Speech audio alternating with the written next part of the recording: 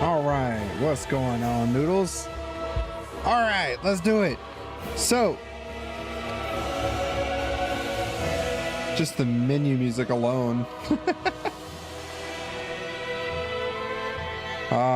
Dark Souls 3, everyone's favorite Dark Souls. So hopefully it's not too loud as far as the music goes. I'm sure it's probably loud though, but I love the music in this game, so I kind of want it to be a little loud, if anything. So, let's get into it. We have it here, Dark Souls 3. It's about time. We were supposed to start this last week, but we didn't get to it because of thunderstorms knocking out my internet. So let's get into it.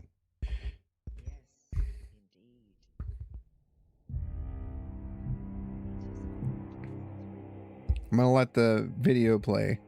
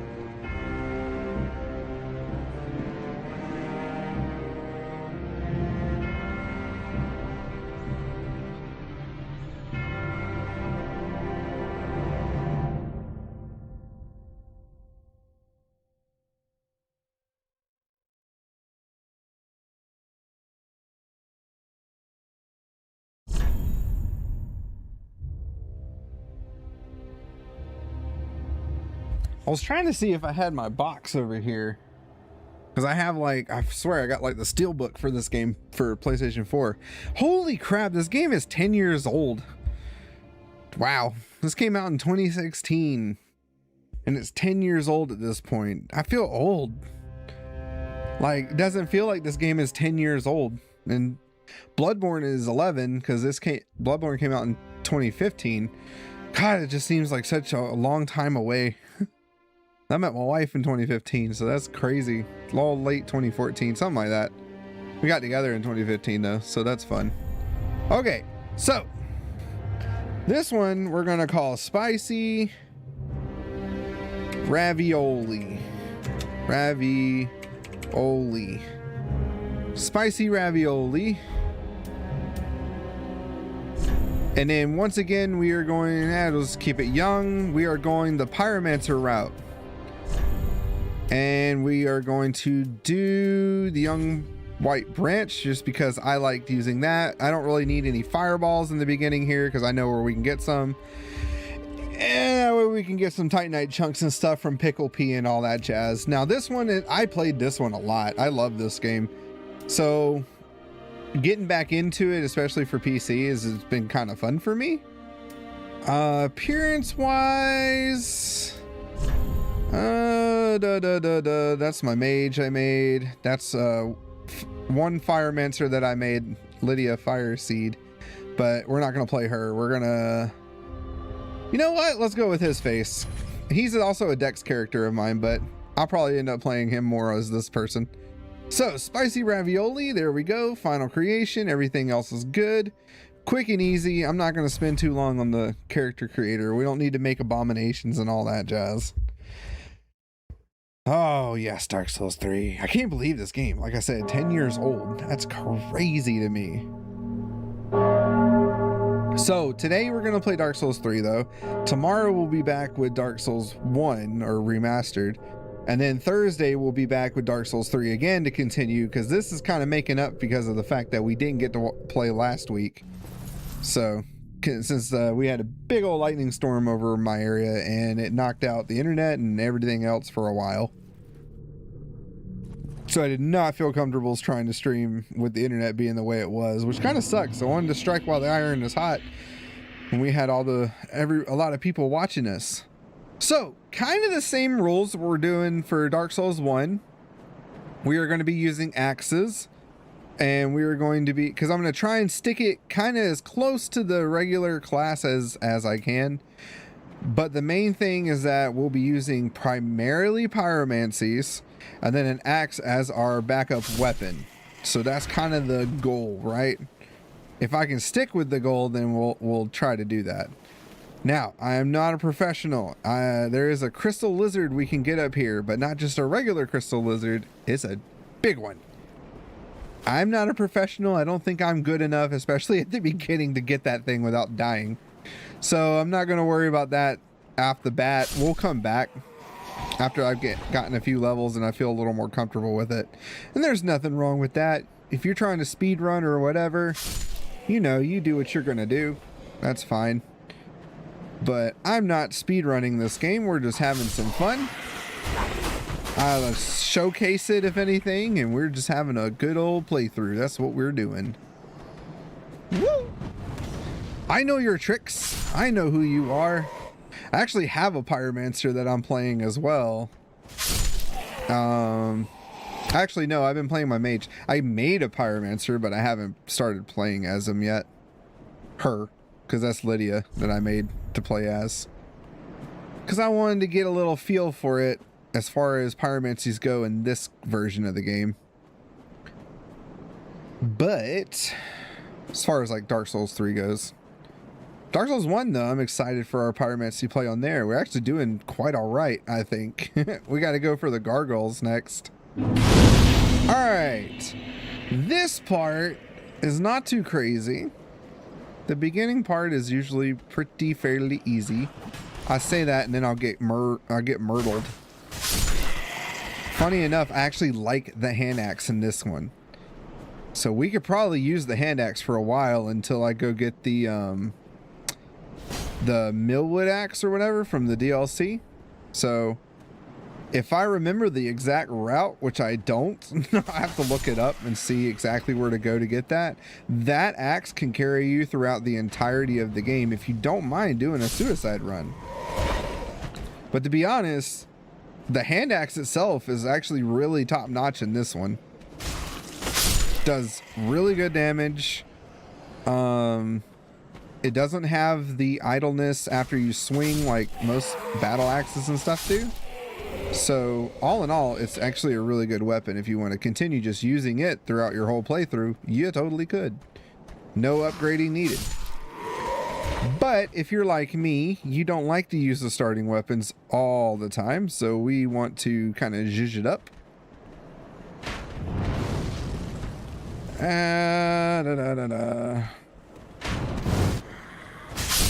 Whack. Not too bad. Oops. I did not mean to hit that flask. That's okay. I don't think we're going to need all 3 flasks, but we are going to shoot for it. Let's go fight the first boss. I remember when I first played this, and I was like, holy crap, there's a boss right at the beginning? This weeds you out. This is probably why some people may have not stuck with it or whatever. But Gundyr here, he's not that bad, trust me. And if you started before I pulled the sword out, couple things to note. You see this stuff on his back. That's going to be a problem in a little while. Not so much for me. Pyromancies are apparently really overpowered in this game, so I'm very looking forward to seeing how broken they can be, in my hands at least. I've seen in other more capable hands, I think they are pretty strong. So let's see how this goes. And get a couple good swings on him.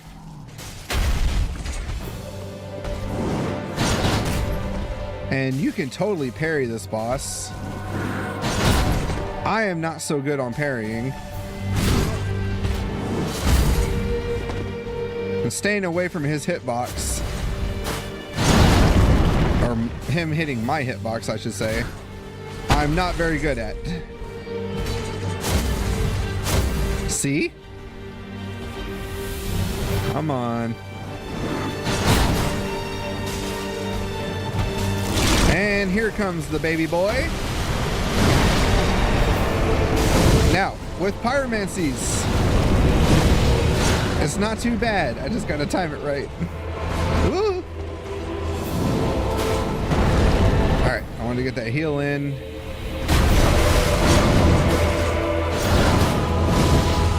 Burn! Burn! And that does it. First boss down. Whee! So crazy, I know. What I was going to say though, if you start with the black fire bombs instead of the white branch, that also will make this boss not that hard. He's really not hard though, to be quite honest. As far as first bosses go, he's not that bad. Even Vort's not that bad. He's the very first real boss I think you encounter. Once we get to Lothric. But it's not too crazy. Kind of wondering how much I can push this without having to grind too much. But given that we are doing pyromancies for this build, in this game, unlike Dark Souls 1, pyromancies do scale with your intelligence and your faith. A lot of the times, best to keep it scaled at the same time.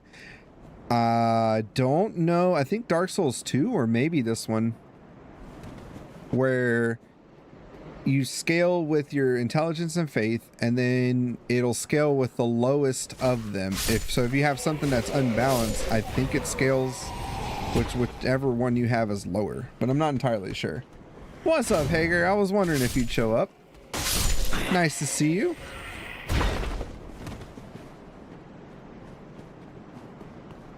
But yeah, so we're going to be needing a lot of souls to do this run and at least make it effective. We're going to be primarily using our pyromancies. We'll have our weapon stats at the basics, but enough to where it'll still do some damage. It's just we won't be scaling our weapon too much. And then the better... Nope, we don't want to fight him yet. The better thing to do would be, I think, to do a chaos infusion later on. So whichever weapon we end up choosing, which again, we're still sticking with axes, but like whichever axe we end up staying with, we might do a chaos infusion, because I think on this one it works with intelligence and faith. It's the same way. If not, then I know at least dark does. So if need be, we can do dark infusion instead of a chaos infusion. Forget exactly how it works. Plus, I'm not sure if chaos weapons in this hurt your health. I know the Chaos Blade does. And if you notice, little Easter egg, whose sword is that? Do y'all know? I don't know. I kind of want to hold off on the crazy profound things. Just, I know that last time it kind of increases views, but I think people really would rather just see the Dark Souls stuff and talk about the game rather than crazy profound things. I'd rather do that, to be honest. Not talk about crazy stuff. Just stick with the game. But I appreciate you.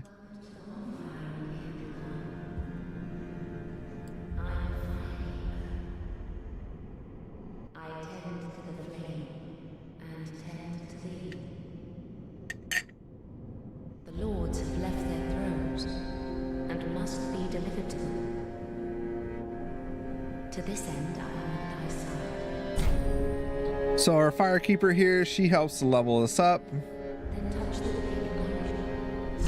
So unlike in Dark Souls 1 where you just level up by the bonfire, it's akin to Dark Souls 2 where you gotta talk to an NPC to actually level up. Bloodborne followed suit with this as well. I'm not sure as far as Sekiro goes because I've not really played that one on how that works. So just to talk about stats, Vigor, as we know, does your health. Attunement is for our FP, our mana costs, and how many spells we can slot. As we're going to be doing a mainly Pyromancer build, we're going to need to invest into Vigor, Attunement, Endurance, and Strength, or Intelligence and Faith. The only times we're going to be putting points into Strength or Dexterity really is just to level up our weapon if we need, or at least meet the requirements for it. Double sword? No, I'm not doing Whirlwind sword. Whirlwind blades in this? No. I know that's like stupid easy mode. I'm not doing that because we're not running a Dex build either. That's more if we're doing Dex build. We're doing more than likely a strength based build on this one. So if we need to read our tooltips, just a little explanation. We can see Vigor does for HP and resistance to frost, which actually frost is actually a pretty big thing in this one comparative to anything else, which is kind of funny. Frost is also one of the most broken elements in this game, which is fun. Attunement goes towards FP or your mana, also your attunement slots, how many spells you can use and have. Endurance goes for our stamina and goes for lightning and bleeding resistance as well. Vitality is for physical defense and also to increase our equip load and poison resistance. So we would invest in this if we're going to wear heavier gear. I'm gonna try and stick to some light gear, but we'll see what we do. I kind of want to keep it within where we just wear the Pyromancy stuff the whole time and maybe change it up here and there. We'll see. Strength build, so strength, of course, powerful heavy weapons, and governs our fire and resistance and improves our attack strength. So if we're using our axe, we're going to want to invest in strength at least a little bit to give it a little bit of an edge. Dexterity, same thing for dexterous weapons, increases your attack strength on that. Also reduces spellcasting time and reduces damage when falling. So it would make more sense to go for a dex, but we'll see. I might invest in dex a little bit, but you really probably have to invest it all the way to 40 or 45 for it to actually show. Like in Dark Souls 1, if you got to 45 dex, it would increase your spell casting by just a little bit, but it was still worth it in some instances. So intelligence is attributed to sorceries and pyromancies, increasing spell potency. Pyromancy is affected by both faith and intelligence, so we're going to be leveling both. Magic defense is also calculated from this attribute. Faith is more towards miracles, but also pyromancies again, doing both. It also increases our dark defense. So if we were going for a dark build, which we kind of can do a hybrid with this, to be honest, but dark build would be more higher intelligence, lower faith, but with pyromancies we want to keep it pretty equal. And then you have luck. Luck's a new skill in this where it governs your item discovery, ups your bleeding and poison capabilities and also governs resistances to curses. So if we were going for a bleed build, we would want to invest in luck quite a bit. For our first couple levels, I want to put them in at least our vigor to get that up to like 20, 25.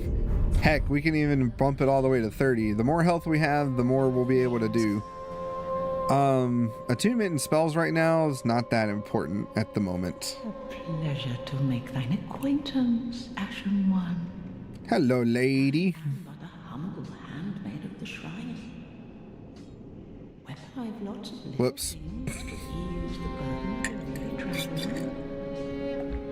And yes, I'm undead too, but not so charitable as to give my goods away.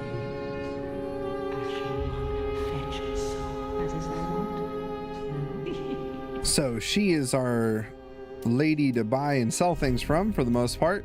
Can buy a couple of souls from, or we can sell souls. We can sell all of this stuff if we want to. We can also buy things from her, like I said.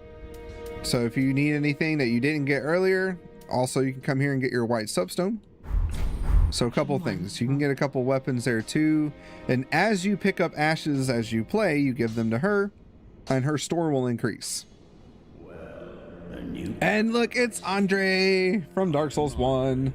I serve at this shrine as a humble smith, forging weapons. So, hold on. Commando, I actually, after you had mentioned it and stuff, I did go and grab it. Don't know if I actually got the badge though. Let me smith you weapons. I have to go and check after this. Try to remind me if you can. But yeah, I did go ahead and grab it because why not? More marketing, more whatever, right? Puts my name out there a little more. So here's where we reinforce our Estus. A lot our Estus, so because in this one, unlike Dark Souls 1 and 2, where you only had a certain number of like a counter of how many spells uses you got. In this one, you can use as much as you want as long as you have the FP cost for it. Given that we're a pyromancer and we don't have a whole lot of spells right now, I'm gonna leave it at 3-1. I don't want to see, because I'm more than likely at this point going to be using our axe to do most of our damage until I can get either the attunement up a little more or I can get some more spells to actually throw into it. Another one.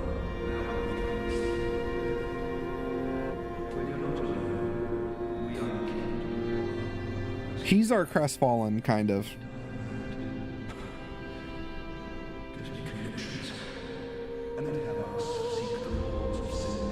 That's as far as you've ever gotten, Cubs? I can understand that.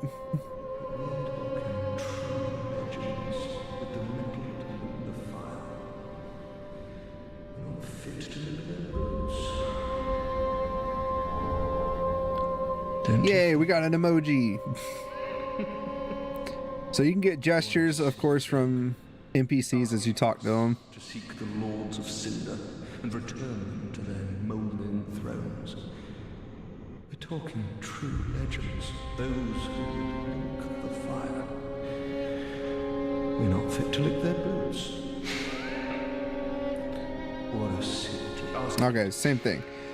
So this is kind of everybody around here. There's still one more person over here we gotta go talk to. And as you notice, the thrones.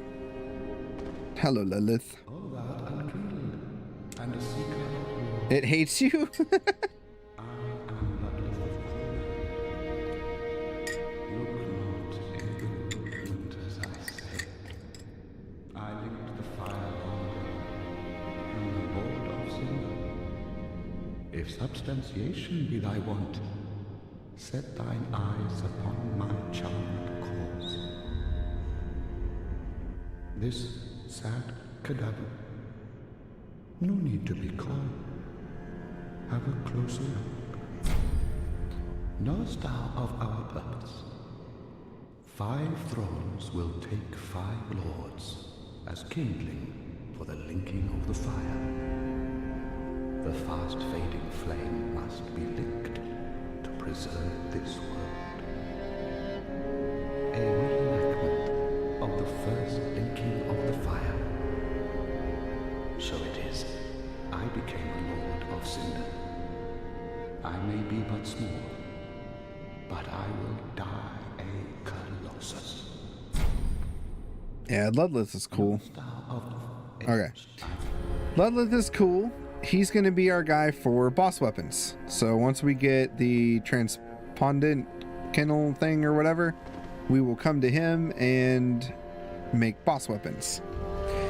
Cubs, I can sympathize with you a little bit, given that that's how I was with Dark Souls 1. I got to Firelink Shrine, actually beat the big sucker, but I got to Firelink Shrine, and I couldn't get past Firelink Shrine. I didn't understand what to do. I didn't understand the game really. And I was just like, what the hell is this? And then I finally said, screw it, and sold it. All right, so a little trick that we all like to do, those of us that have played the crap out of this game, run up the tree and jump to this side. You kind of want to aim for like this route right here, or in between. And just run at it. I'll get it eventually. Sometimes I can get it first try. Ah! Almost got it that time. And leap. Ah. So we want to do this because we want to get that ring as early as possible. Shit. If you don't, and you don't want to do this, you don't have to, but to get into here, you got to buy a key from the lady. And just like in Dark Souls 1, where you had to spend 20,000 souls, there we go, to get the Crest of Artorias, to go and do that stuff, you got to spend 20,000 souls with her to buy that key to get into the tower there, to then get into that big tower. And we're not doing all that right now. So, real quick, we're going to do this fast. Instead of going inside just yet, you're going to want to swing around the back here. Now, if you want, you could totally cheese this guy right here. I don't know if I can fireball him to death. Might be able to. So, if you decide to cheese him, you'll get the Uchigatana. And then you'll also get his attire. Oh yeah, we can just cheese him with a fireball. Dishonorable! Dishonorable fight. He will whoop your ass in the beginning, just FYI. Gotta chug my Kool-Aid. Ah! I'm trying to do it where I don't fall off, because if not, I know if as soon as I fall off, I'm dead. Because he's got that Uchigatana, and that weapon art of the Uchigatana is redonkulous. Alright, he's dead. We'll go down and grab that in a bit. If you don't grab it now, it's okay. We can grab it later. But this is why I wanted to come back here. Nope, nope, you bastard. Got it. Got a bit of Twinkling Titanite. Now, when we actually can go up there after we get the key, we can go across the bridge, drop down that middle pillar, kick this ladder down, and then Pickle Pea is over there with his nest, or her nest, or whatever. Now I gotta get back up here. Yoink, come on. Come on, I can do this. Ah, almost got it. I just think it's funny. They've never fixed this. At this point, it's a feature. Not really a glitch. Shit. Almost, I would have had it. This is a feature. It's not a bug. It just works, to quote Todd Howard. And if you play this enough, this becomes kind of routine. Any character you make, you just kind of come and do this. Come to the top here. Pickle Pea's got a miner nest under here that we can actually drop some stuff off and get. So this is where we can get an Estus shard. If we wanted to upgrade our weapon, we can actually drop at least this. We can drop one of these. That will give us a large Titanite shard. If we had the black firebomb, you get a chunk. Since I didn't start with those, we're not going to have that right now. You can drop a homeward bone to get call over and the iron bracelets. This is how you get Solaire's outfit. Come on over down this one. Pretty much straight, as soon as you get in, it's going to be like the straight across one. Whack the wall. Whee! Come over to this not mimic chest, which in this game you can tell it's a mimic by the chain. If the chain is facing you, meaning it's pointing this way, do not open it, attack it, kill it, or throw one of the Hunter's Charm thing. And that will put it to sleep actually, which I'll show later. I'll laugh if we actually get the Crown of Avarice. That'd be funny. So we got the Covetous Serpent Ring. That's going to give us some extra goodies. Also get the Great Swamp Ring starting out with, which boosts our pyromancy, which is great. Great. Good things to have. Got a couple of extra souls that we can spend. I don't think we have enough. Do we have enough Titanite to upgrade our weapon? Because if we can upgrade our axe, I'm going to go ahead and do that. Reinforce. No. We need one more shard to get it. We also got to go get the Uchigatana real quick, just for funsies. It should appear next to your username, like with me. I posted a link on where to activate it on your post. Okay, I'll check it out then. Thank you, Commando. Yeah, because I did it after you had mentioned something. Since you mentioned it, which again, I'm sorry for like not reading the other comment. I should have done that. I didn't see where it was posted. I thought it was the other thing Hager had said above you, and I didn't see that you had written there. So Master's Attire, Uchigatana. So if you want a good dex weapon right off the bat and you didn't pick Mercenary with the twin swords, or the cell swords, you can use the Uchigatana. Now katanas aren't that cool in this one, unless you build for it luck wise and all that to use the bleeding effect. But you know, if you're going for like a samurai character, by all means, you always use a weapon that's fun and what you like to use. All right, we're gonna embed our coil. I am gonna use a bit of souls because in this game, my goodness, is it gonna be a grind. And I'm already letting you guys know, I'm probably gonna be soul farming off camera here and there because ouch of how bad how bad it is in this game, how many souls you need to just level up. I will be trying to go for the soul level 125, soul level 120, 125. That's going to be kind of the cutoff point that I'm going to try and go for. All right, so I can put it in vigor, which is we're going to do. We're going to get our health up as much as possible while it's still kind of cheap. And we're going to, oh, we didn't get an undead bone shard. I thought we did. No, that was the Estus shard. Onward to glory. Reinforce our Estus. So now we've got 3 Estus flags instead of just 2. And then we have the 1 Ashen. We don't need that. Let me readjust here. Could put our Ember there and then these fire bombs. And also the homeward bone. Okay. We're off to the races. Let's go have some fun. Off to High Wall Lothric. Pepsi is good. Especially the real sugar one, which is what I got. Bonfire ahead. Now playing this one, I didn't get invaded so much, and I've been playing online. I think I've only really been invaded like once or twice. Not a whole lot of people doing invasions, it seems, in this one. The second one, though, has a lot of actual scripted one. Now, if we really want to enjoy it too, we should play Embered a lot. but I'm bad about keeping my embers. Just like I'm bad about keeping my humanities. So, welcome to Highwall Lothric. This is the first area of the game. You can kind of speedrun it, to be honest. No one says you have to like stay here and grind, but that's kind of what I tend to do. I like to go this way first.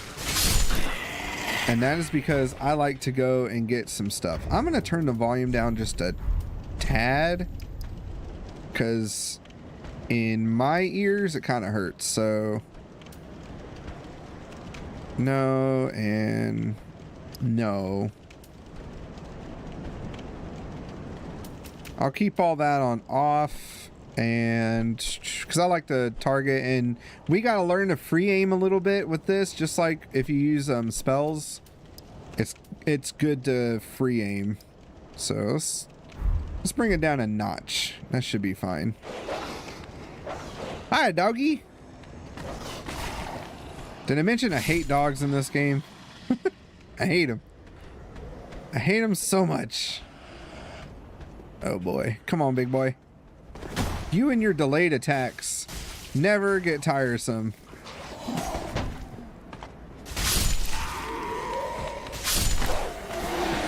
Telling you, hand axe is actually good in this one. I don't like it so much in Dark Souls 1.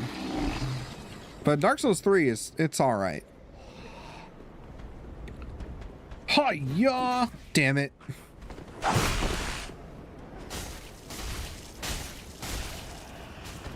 Ow. Backstab. Dark Souls 3 doesn't have the cool backstabs, but that's okay. Note, I don't really use a shield much. There's really no point. I mean, instances like that, it's good to use one.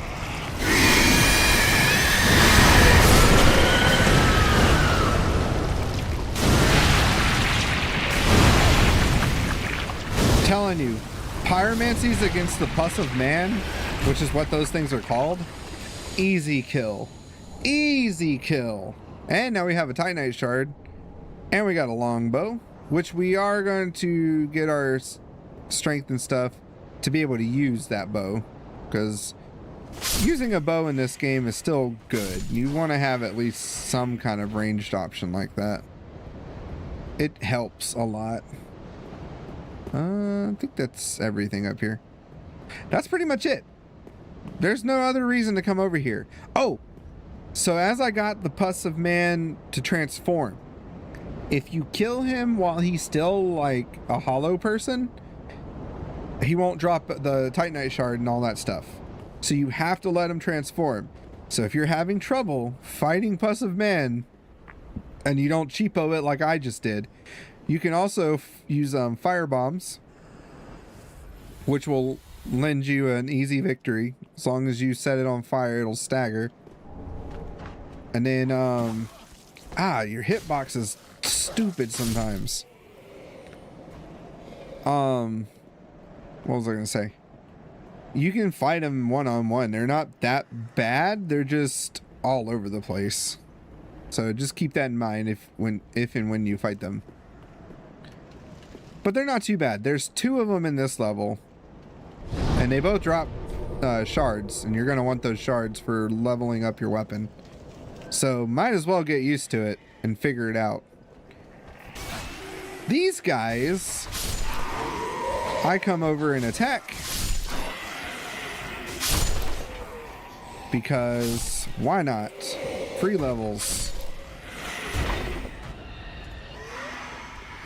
If you get him before he does that, then that guy in the corner won't activate, and there's another person over here that won't really activate, I say. They kind of wake up, and I think they get a buff from the scream, because they always seem a little stronger when I fight them. When I let him scream all the way. I try not to, though. Seriously, this part you really can just like run through if you're not trying to get everything. I'm actually trying to get everything to show you guys stuff, so It's gonna take a minute for me to get through everything. My wife is hot. All right.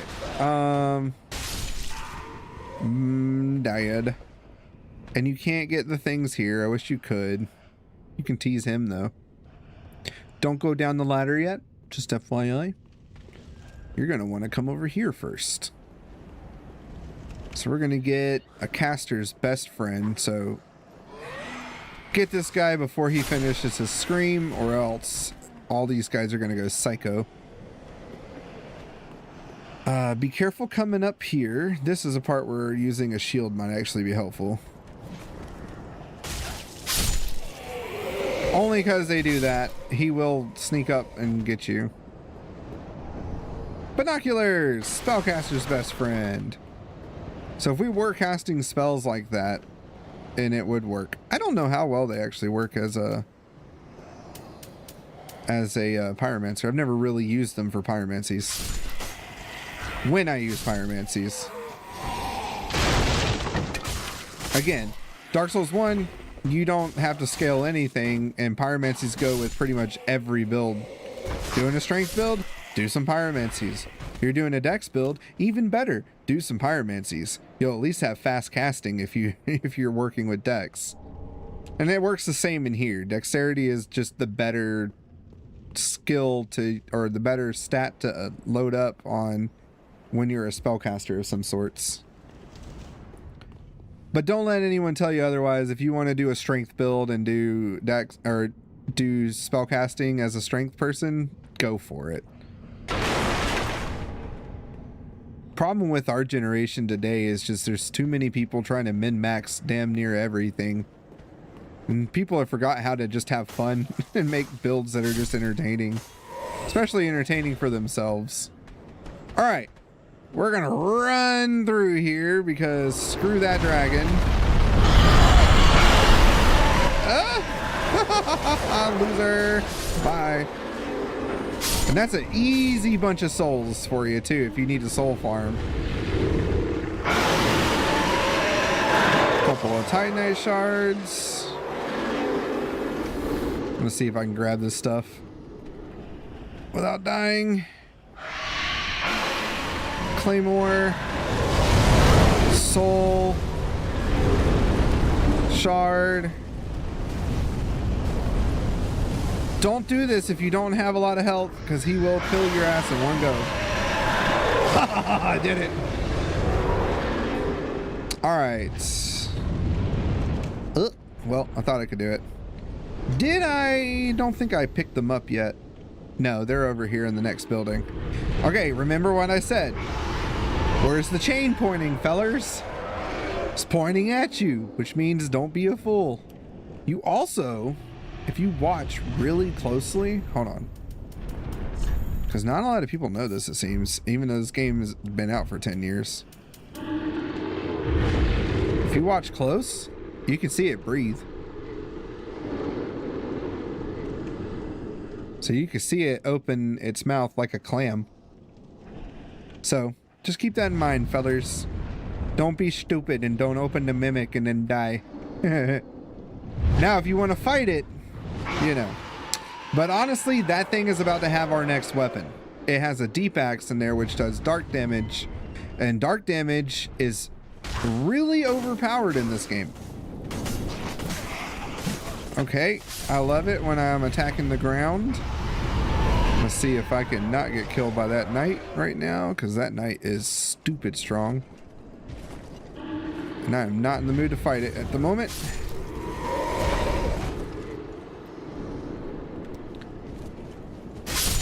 The other thing, if you're going to run a dex build, just saying, and you don't want to use the overpowered super I win no matter what swords, which is the twin cell swords that the mercenary starts with, you can use the Lothric's Knight Sword, which is actually really nice.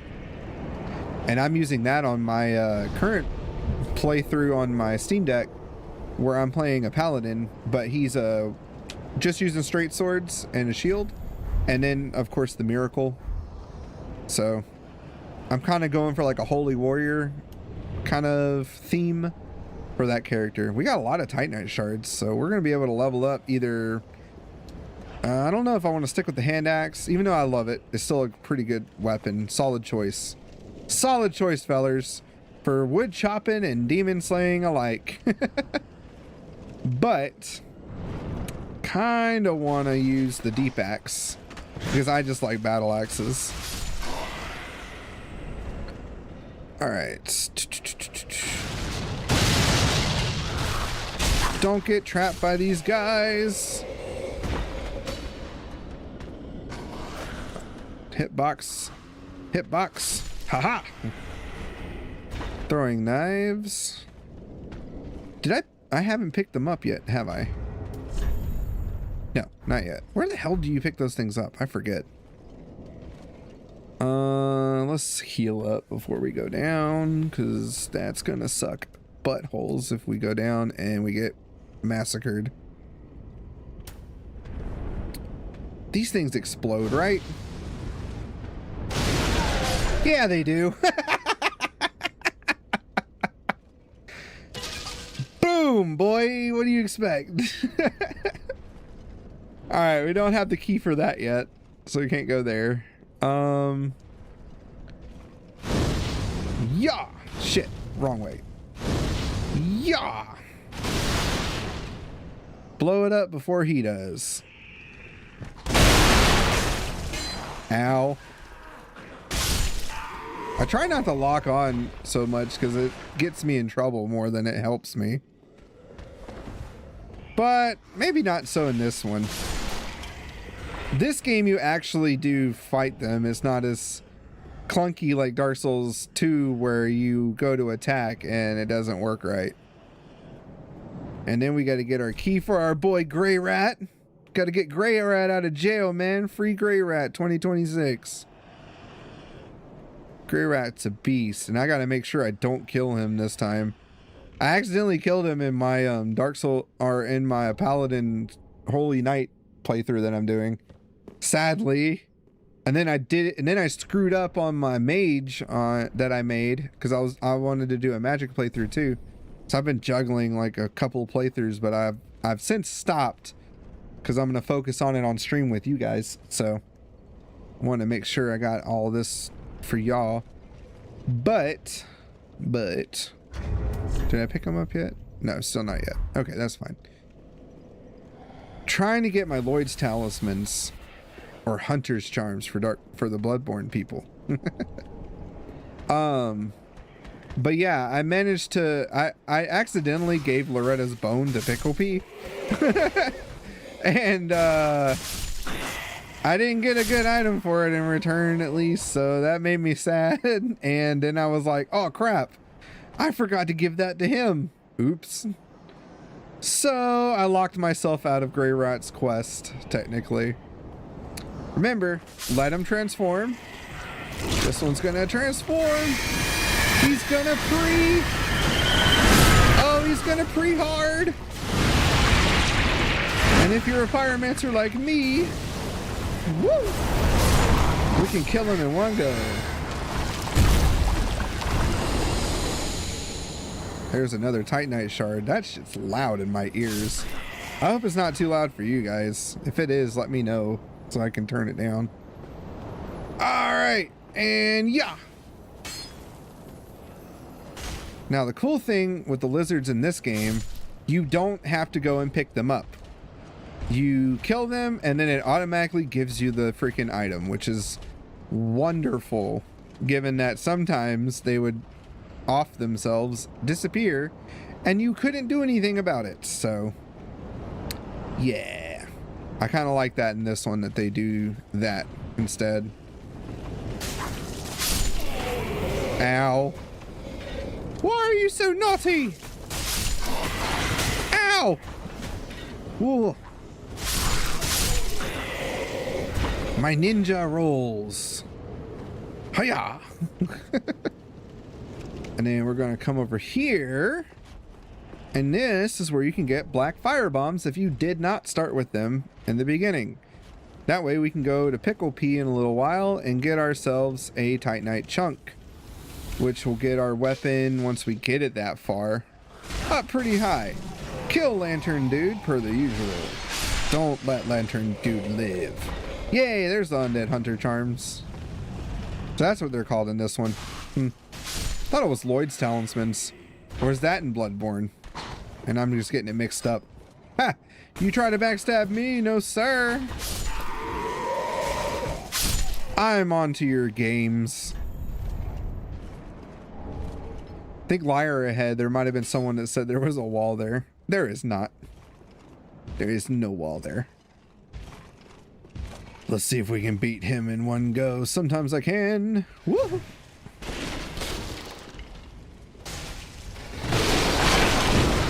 Pyromancer!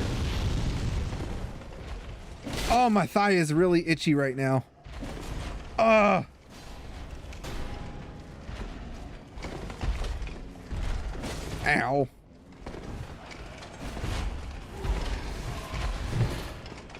Weapon art. Oh, itchy thigh. Oh shit. I'm out of manners. I'm out of bananas. Whoa. Ow. Try to R2 and it didn't want to work. Haha. I win the duel, sir. Hats off to you. Alright, we got him down. No. Make sure you heal. Drink our Kool-Aids. And there's going to be a douche nozzle right here. Ha! Ha! Ha! Suck it, boy. If you guys wanted another straight sword, the broadsword is right here.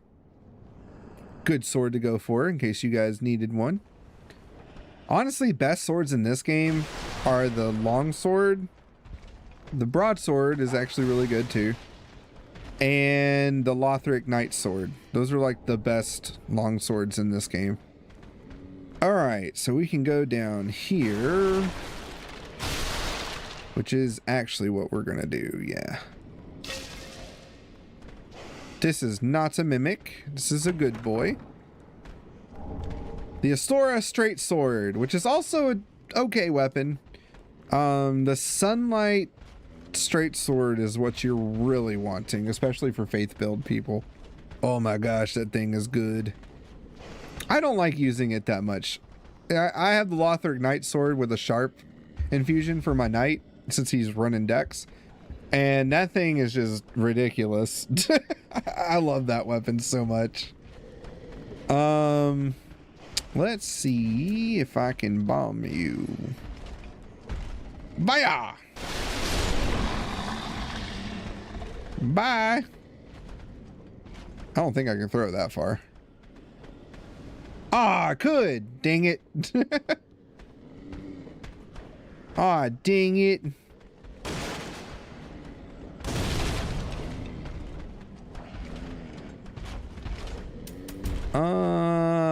How close are you? You're right there. Okay. I think I can time this right.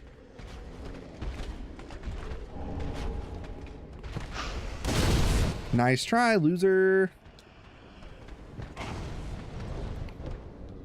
Ha! And I did it without anyone following me. Except for this douche. No, sir. It's also something I gotta remind myself. I'm playing with an axe. I gotta stop spamming it like it's or trying to spam it at least like it's a straight sword. The hand axe you can kind of do that with, because it doesn't have that stagger, which I'll show you what I mean. All right, we're gonna need a drinky. And yeah, I got him a little bit there. Ooh. No, stay still. Ah, shit. Stay still. Crap. Stay still. Damn it. Don't move. There we go. Splody. Oh, balls.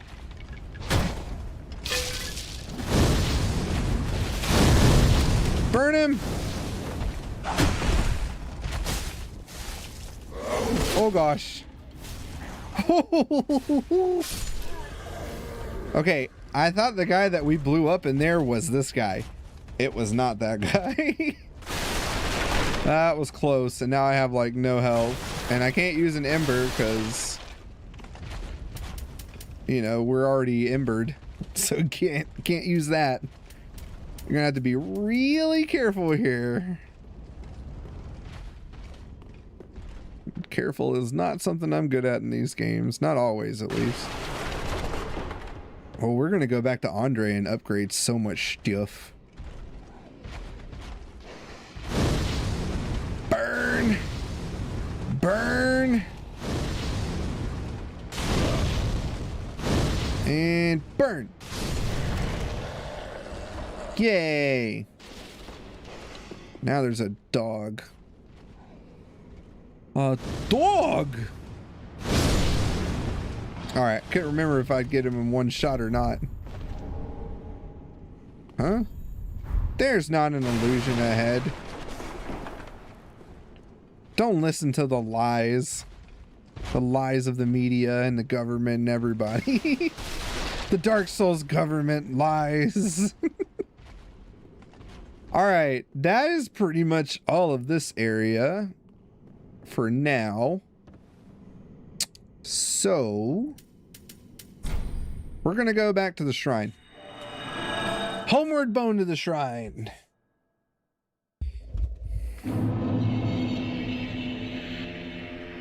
Because we're gonna level up a little bit. Blah, blah, blah.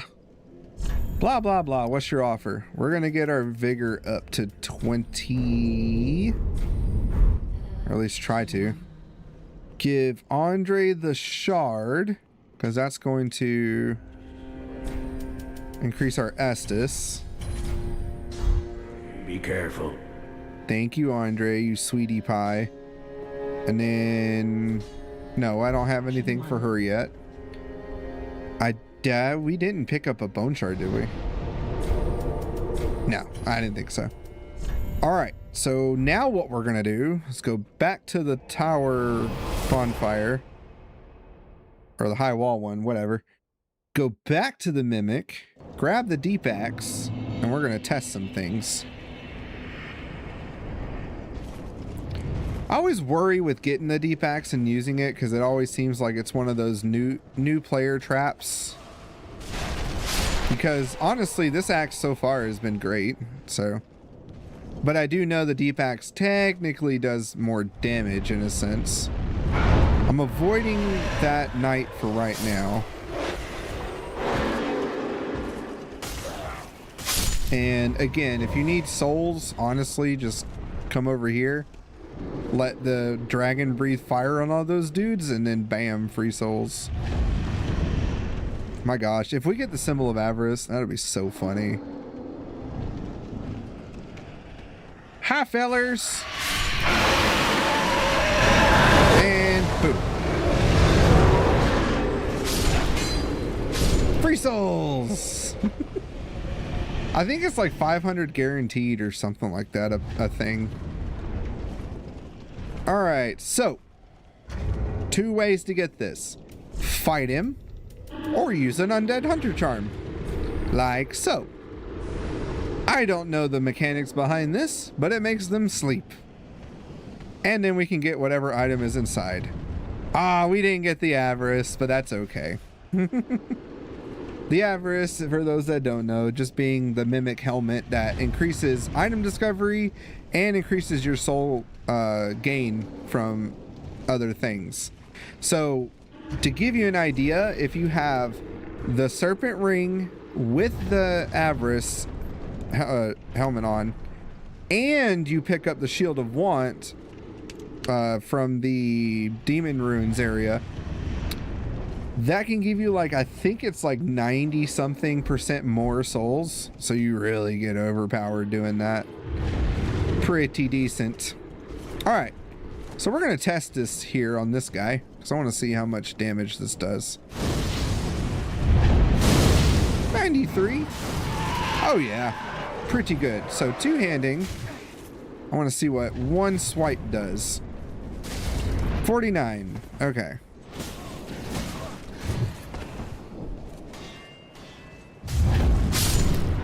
So it was like 49 damage a hit, right?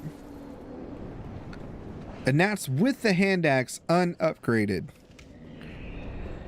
The deep axe is what we're going to test next, if I have the stats for it. I don't think I do, though. So the deep axe... Oh, I do actually have the stats for it, because it has no stats requirement. But if we did want to use it... Well, we still have the stats for it, though.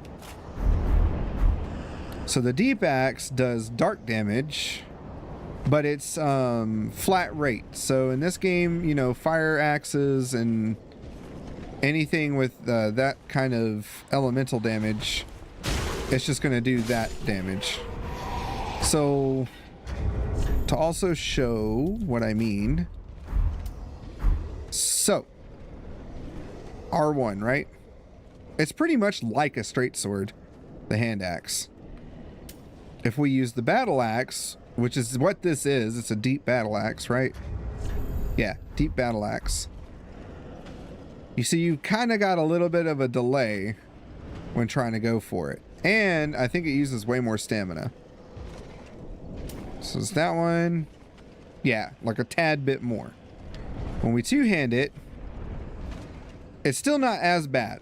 Again, Dark Souls 1, and you'll see this tomorrow when we play again, Dark Souls 1's axes are a little more finicky and wonky, which is why I want it to be more of a challenge. This game, axes are awesome. They're fun.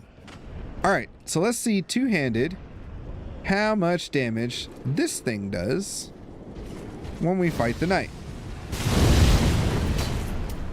All right. Ah!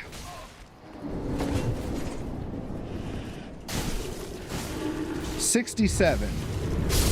But it's still doing that stack damage, so the multiplier might be a little more. Let's try it on one of these guys. So you first. 91. 74.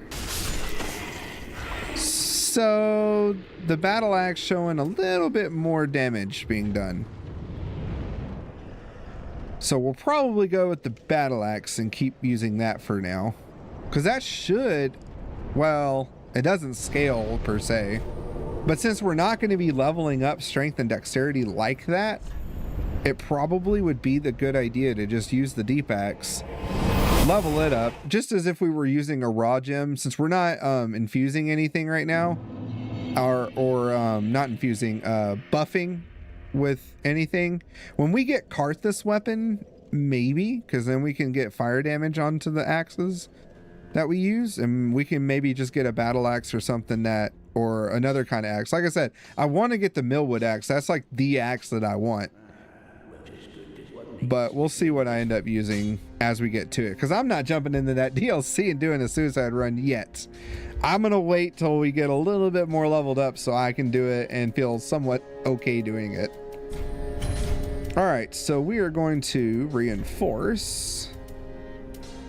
So this does 121 plus 13, and this does 96, sorry. So 110 plus 11, there we go. And then 96. So yeah, the hand axe is still not bad. It's just the range is kind of not good. I'm going to go with the battle axe just because I'm trying to keep it somewhat like what we're doing in Dark Souls 1. So almost the same character, but you know, we'll have our own little twist and spin. Especially because of the fact that in Dark Souls 1, you don't get fun spells like Forbidden Sun pretty much. So when we get that one, that's going to be fun. And the Boulder Shot. Boulder Shot is actually a pretty good pyromancy. All right. Let's see what time. Oh, we're doing good on time. We are doing awesome on time. So the deep axe it is, and now we are doing a lot more damage. Especially because we upgraded it, so it's at a +3 now. The only thing is the wide swings, so you gotta be careful with these fast enemies. I want to see how it does against our boy here. Oh, yeah, baby.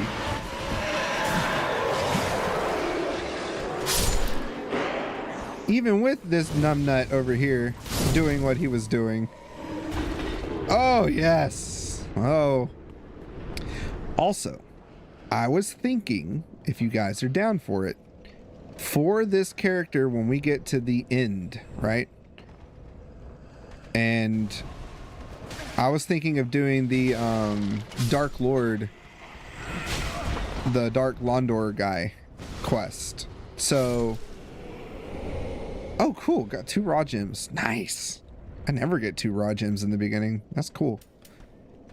So I was thinking of doing the quest where we do Fire Usurper, meaning that we usurp the flame, whatever you call it, doing the Pilgrim's Quest. What do y'all think? I think that's the ending I want to do for this character. So see, if we kill him beforehand, he won't drop really anything. So if you want anything from him, let him transform. I don't think he drops anything though if he transforms again. So just keep that in mind too. Wouldn't want you to waste your health if you don't have to. I know your tricks. Ow. See, this has a lot more range than the hand axe. So that's why I like using the battle axes. I'm surprised. I'm probably going to jinx myself by saying this, but I'm surprised I've kept my ember for so long. It's not a usual thing for me. I'm usually like dead at least 2 or 3 times before this part, and most of the time is to that night. Alright, we're gonna run over here and grab these items.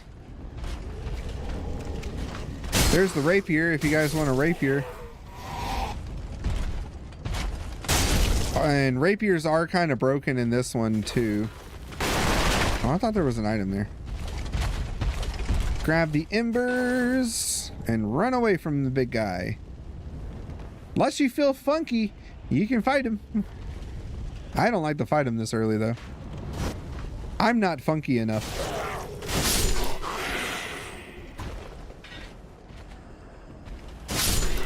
Hiya! Plus, I want to get the shortcut unlocked. So that way I can start using the other bonfire instead of going to the other one. Or the one we were just at. Oh yeah, this axe is putting in work. I never really use this too, like I said. I always like swords more than I like axes, so this is kind of fun to try something new.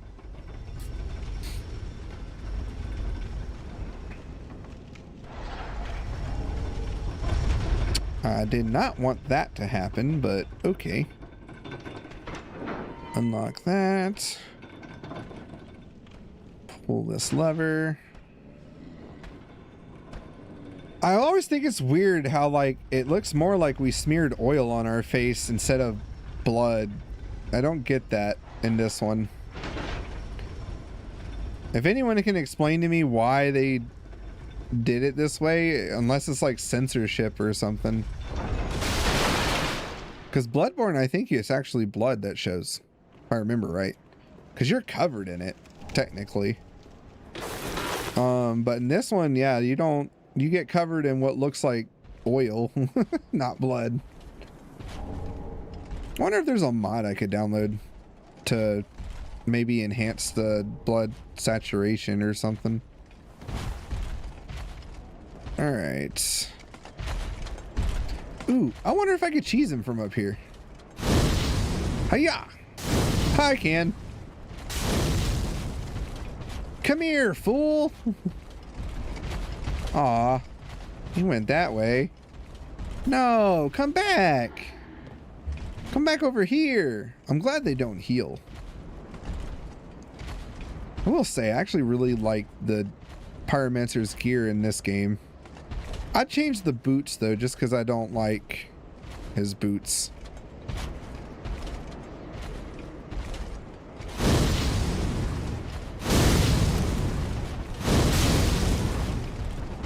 Dadgummit.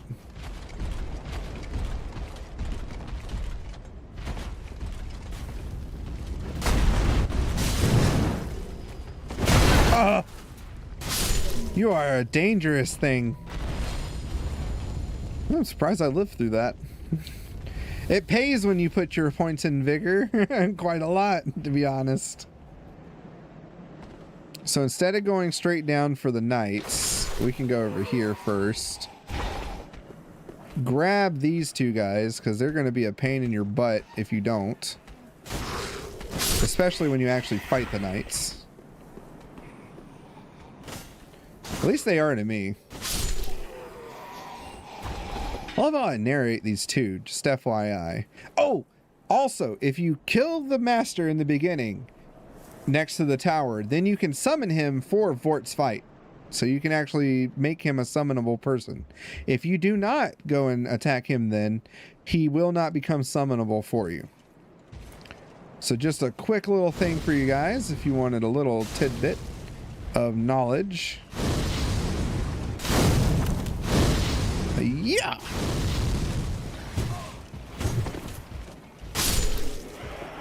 Take that. Drink my Kool-Aid.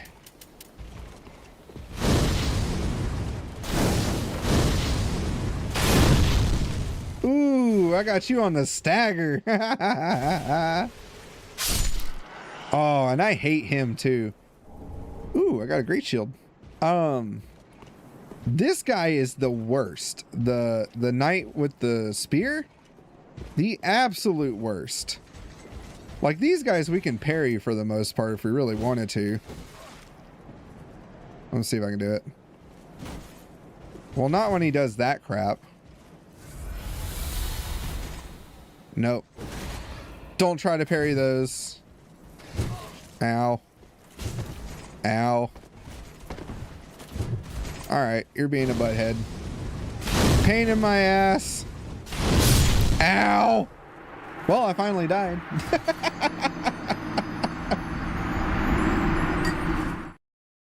It was about time. That spell right there, though, Karthus Flame Art.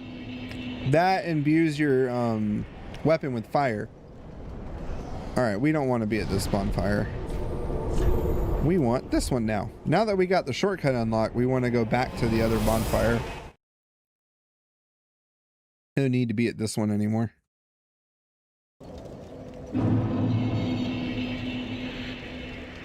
Pasta talking nonsense, that's how we go. Nonsense is his favorite thing to talk about. Come down here. Sometimes. Damn, bro! Yeah, no, you're getting murked. Oh, God. Drink, drink, drink, drink, drink! Oh, God. I really need to get an undead bone shard. Bye! So, I did pick up a ring of sacrifice. Yes, I did.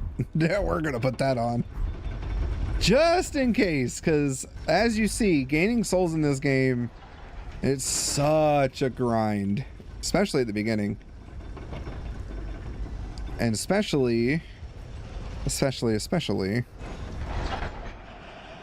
everything is just so expensive in this one.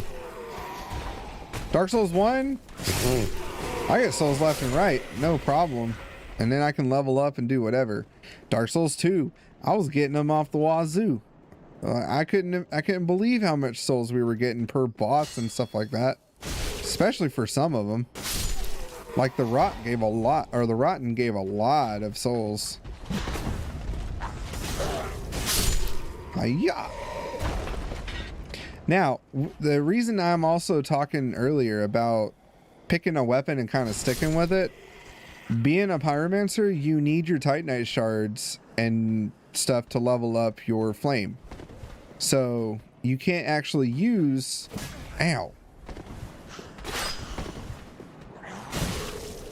You don't just use souls to level your flame up. You've got to actually use shards and stuff too.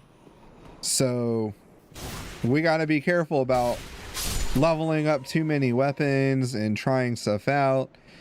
That's why I've already got an idea of how I want to do this character, so it will help in the long run to do so.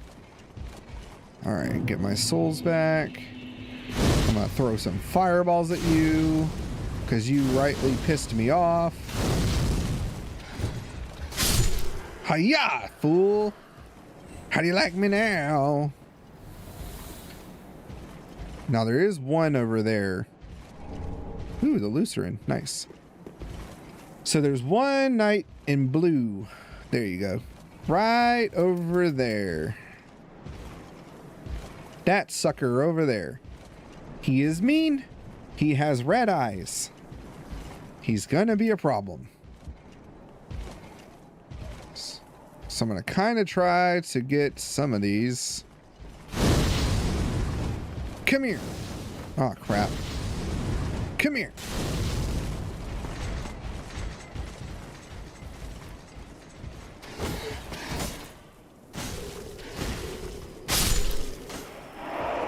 Yeah. Ooh, I got the knight's crossbow. Cool. Ah, balls. Uh-oh, I got distracted. Hiya. Oh, I got it.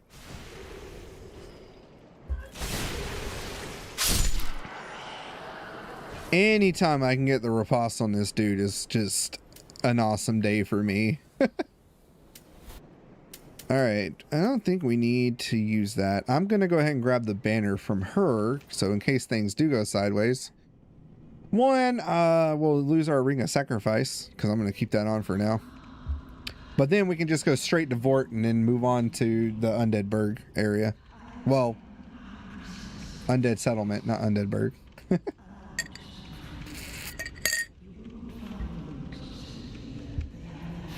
Gone to their journey homes converging at the base of this castle. Head to the bottom of the high wall, forge on through the great gate, and raise this banner to proceed. Thank you. This farewell gift is for you. It is the insignia of an old covenant. If you fear trespassers, dark spirits drawn by the embers, then etch this upon your heart, and the old Concord will beckon noble blue sentinels to hunt these foul spirits. So that's the way of the blue, which is the blue sentinels, but it's the ones that the blue sentinels protect, right?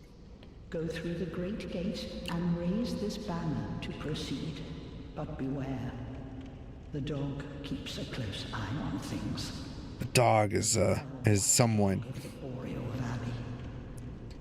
Unkindle, go through. Okay, so if we wanted to, we could kill her and fight the dancer early, and then have access to the High Wall Lothric right off the bat. I'm not that good, so I'm not going to do that. But if you feeling frisky and you can do it, attack her, walk towards that statue behind her, and then the dancer's going to come down and whoop your butt, or you whoop her butt. One of those. She is vulnerable to fire and dark damage. I think she's more vulnerable to dark damage though than fire. Forget exactly what her weaknesses are, but yeah. Keep that in mind in case you guys needed to know that. All right, Vort, here we go. We're just gonna go for it. Vort really isn't that bad. There's a couple things to his fight, but honestly, there's a little bit of a gimmick if you do it right. I've not been able to pull it off, but I know about it. You kind of want to dodge her stuff per usual. Don't get too caught up in him because he's going to be inflicting frostbite constantly.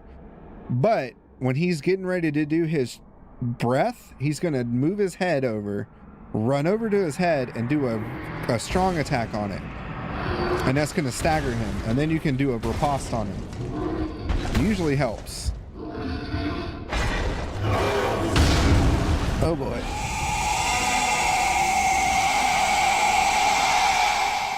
It's fort time!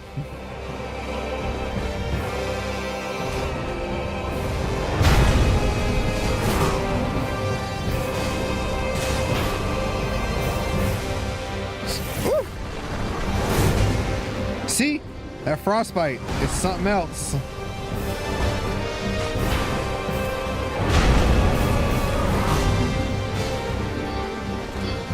Ooh, I got the strong attack on that one.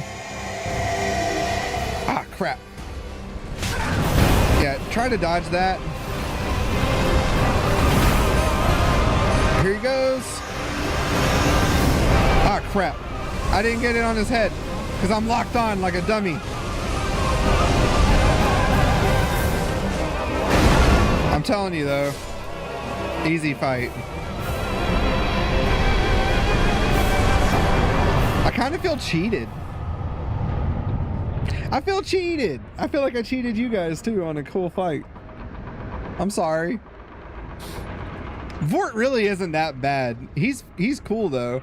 And his music, as you notice, is the big meme of all, like, when the boss steps out and people start playing, that's the music. Vort's the meme source. I kind of feel like I cheated you guys a little bit there. I'm sorry. But really, he's not that bad of a boss. He's easy. You just got to get behind his butt, stay behind his butt, and whack him a few times. Me getting that strong attack off on him really helped to raise it, or to eliminate his health pretty quickly there. Keep in mind too, I've got a +3 weapon right now that's also infused with dark damage, which a lot of bosses seem to be weak to. So take a grain of salt. If it doesn't go exactly that way in your own campaign, then yeah, that's why.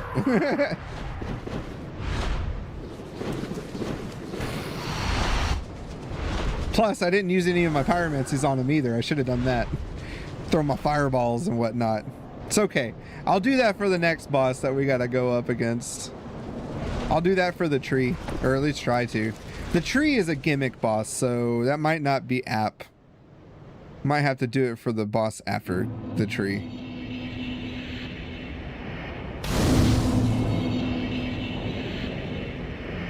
So, now that we are here, we're going to get our pilgrim boy, and we're going to turn ourselves hollow. So we're going to say goodbye to our beautiful face, because we're going to turn into beef jerky at some point. I've actually seen people jump off right here, land on one of those carts, and live. But knowing me, I probably would die just trying to attempt that. We're going to come down here, let the dogs do their thing. They're going to get us some free souls by killing all the hollows. And we're going to kill the dogs down here, though. Whack! Oh, God.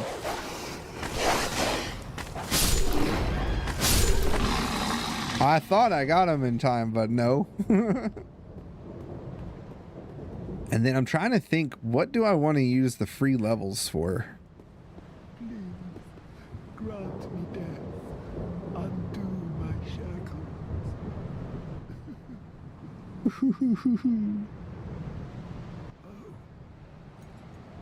Oh, then it's true. A champion of Ash as I live and breathe. To be in your presence is a great honor. I am Yoel of Londo. Yoel's trying to touch me. As you can see, only somehow I failed to die as was ordained. Perhaps my calling lies elsewhere. Say, champion of Ash, how does the idea of taking me into your service strike you? I was once a sorcerer. Surely I can be of use. Sure. I am honored.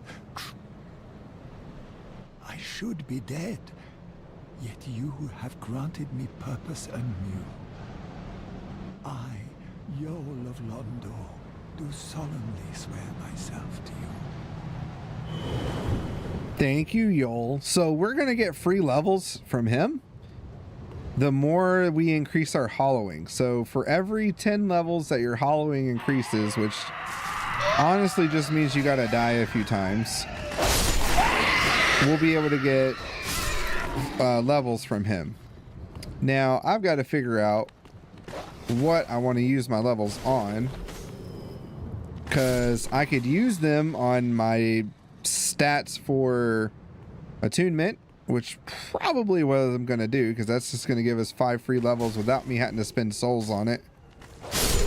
But keep in mind, it still will increase your soul count for your next levels. So, you know, it's just going to advance you 5 levels without having to spend the actual souls for it. So what I recommend anybody do, if you do that route, you don't have to do Yoel, you don't have to do his quest line at all. But since we are going to go for the Usurper of Fire quest and do that ending, which it's honestly one of my most favorite endings, and is the reason it's the background on my PCs from my character on PlayStation 4. So, of course, I think that character is gone now since I've had to like refresh my PlayStation so many times. And then also I don't have PS Plus anymore, so I don't think any of my cloud saves are a thing anymore. So that's fun. All my hard work, all my games, everything that I've saved up are just gone. I should have made a USB file or something and used that to like put my save games on, or copy them at least. Ow! I lost a lot of health there. I don't like that. We're going to redo that. Hold on. We're going to redo that. Oh, by the by. So I started the game with the White Branch, and that right there is the reason why. That's our buddy the giant, who's going to be flinging arrows at us when we actually get to, honestly, yeah, around that area. If not, it's on the other side. But yeah, we don't want that. We want him to be our friend. So if you start with the White Branch, you don't have to worry about him hurting you. And you can walk through that area without fear that he's going to murk you. Okay. I thought there was an item there, but I was mistaken, it seems. But yeah. I need to use... Ow! Okay, you're getting annoying. You need to stay over there. Oh my gosh! I need the Dragon Crest ring or something that makes our spell casting a little faster. What? The Dusk Ring. That's what it is, I think. No, the Dusk Ring does something different. There's a ring that we can get that's gonna make us cast faster. Again, I'm still debating on it, because it's like, maybe we should go Dex just for the spell casting, since we are maining pyromancies, not so much like the axes. The axes are more of our backup weapon, but axes scale with strength, so if we want to use anything like that, then we should probably put points into that. If not, I don't know. All right, Loretta's Bone. So there's a thing we actually need to do. Shoot. I just remembered we didn't get Greirat. We gotta go get Greirat. That's okay. We're gonna go get Greirat real quick. Let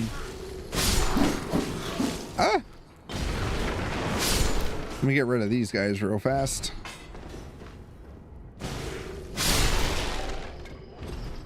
I'm working backwards. Oh my gosh, I'm so sorry. I totes forgot about Greirat. How did I forget about my boy? My baby boy, my Greirat. That's okay though. We're gonna come here and grab this real quick. Thanks. Bye. Run away! Run, Lillian!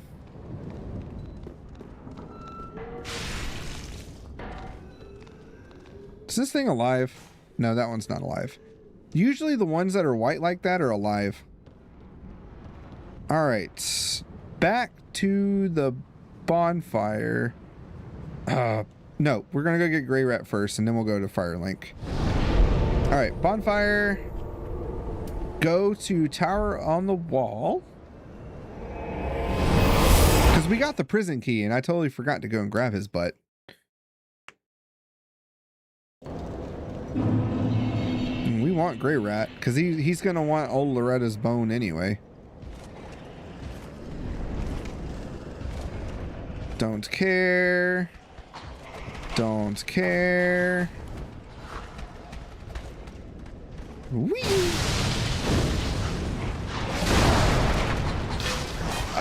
Probably should have cared a little bit. Ah! Ow.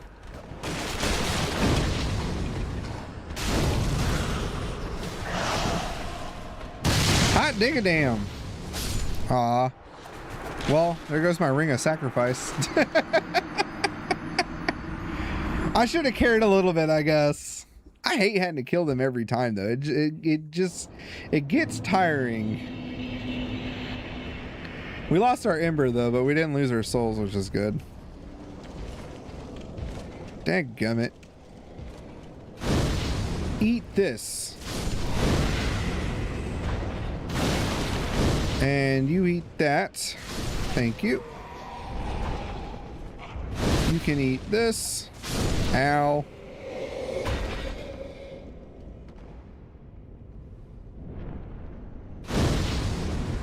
Yeah. Fireball for you. You're lucky I want my baby boy. All right. Bam, ba ba bam. Joke's on you. I got an axe. Naughty boy. Go free our baby. Our baby boy. Grey Rat. I did not forget about you, I promise. You're no jailer, are you? No, you're from far away. And judging by the bell, you must be some of that unkindled ash. Remarkable.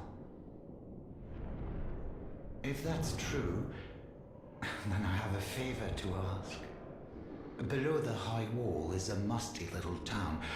Not the home of any lord, just a very old settlement of undead. An old woman, Loretta, lives there. Please, give her this ring. I'm not asking for charity. In fact, if you do this for me, I'll be sure to repay you in kind. I may be a petty thief, but I've more wits than most royalty. What do you say then, huh? Okay. I humbly place my faith in you. I am Grey Rat of the Undead Settlement, and I promise to assist you. Give this ring to old Loretta at the base of the high wall. Do your part, and I'll do mine. Now we gotta go tell him the bad news. Which we gotta go and level up anyway, so we're gonna go do that. Talk to Yoel and start his quest and start our journey in Hollowing. And then we're also gonna see if what's his name? Lionfinger or whatever is there to talk to. Ooh, throwing knives. Thank you. Hey, I wonder while we're here, since souls are expensive anyway, or leveling is expensive. Ow! You dick! Stop it! I'm trying to burn you.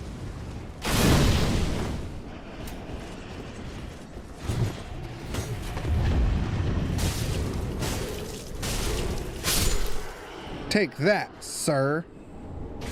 I'd have laughed if that was the freaking Lothric Longsword. We're like, yep, game over. We're just going to use that weapon from now on. No, I'm not going to do that. All right, Firelink. Couple things to do. All right, we are getting close to that 2-hour mark, so we'll see what we can get done in time. First thing. Oh, Yeah, I didn't think so. Because I also want to go and unlock our Pyromancer guy. Because he's in the Undead Burg, or Undead Settlement. Oh, hello, you're back and in one piece. Well, whatever trinket you need, just don't ask me. And give him Loretta's bone. Thank you. Almost a relief, really. You can keep the ring as, well, a little trinket of thanks, I suppose. Yeah, I'm sorry. Bye. Oh, this place. I don't think if we talk to him... Do we get a gesture? I don't remember. Okay, no. So when we come back, we will get a gesture because he'll be very upset that Loretta's dead. This pilgrim, with a debt in death, hardly deserves to behold this divine flame. And I never would have, had you not taken me into your service. I thank you dearly for this, and assure you of my loyal service. He sounds so trustworthy, right? So, this is the point where you want to do this or not. So, with this quest line, we gotta do it just as is to be able to do it right. And I'll go through it as we get to them. I'm not going to spoil anything for those that don't know and you're watching this first time. I mean, yeah, hey, welcome. But if you want to check this out, you know, there's plenty of videos out there. But if you want to watch me do it, we'll be going out as it comes out. So we're going to draw out our true strength. He's going to give us a free level. Like I said, I'm thinking of either using it for attunement, because then that'll give us 5 levels of attunement right off the bat without having to actually spend souls for it. Or I could put it in vitality and use that, but I don't really see this character as using heavy weapons, so, or even heavy armor. We're going to be kind of keeping it chill. If you did want a good set of decently heavy armor, but like not too heavy, the Fallen Knight armor is actually really good. I'm going to use it in attunement though, just because. So that starts us on our journey here. You can also buy some stuff from him. These are just basic spells, but you can get magic weapon and all that too. We have a long way to go before we reach the Dragon Slayer's Axe. Yeah, but I'm not going to be using Dragon Slayer's Axe. So, sorry. If you were waiting on that one, Hager, my bad. We're not going to be using that. My main axe that I want to use for this playthrough is the Millwood axe. That's the one I want to use.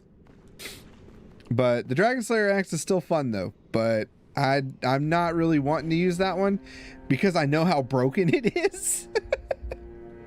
We might use it as a just in case, but it just depends if we even have the stats to use it. Because I would have to definitely invest a little more into strength and dexterity, but I don't plan to use it. That's the thing, because that weapon is broken as hell. And I know, because I use it on every strength and every like faith-based character I make, because it's just so fun. The firekeeper must be twitching with delight. Let's take Aldrich one. But yeah, I don't want to use it just now, but I appreciate it. We'll see though. He ate so many that he bloated like a drowned pig, then softened into sludge. So they stuck him in the cathedral of the dead, and they made him a lord Of Cinder. but for might, such as a lord, I suppose. But here I ask, do we have a sodding chance? Why? For all the reasons I just said, it's gonna be. An old path Hold on, let me let him talk.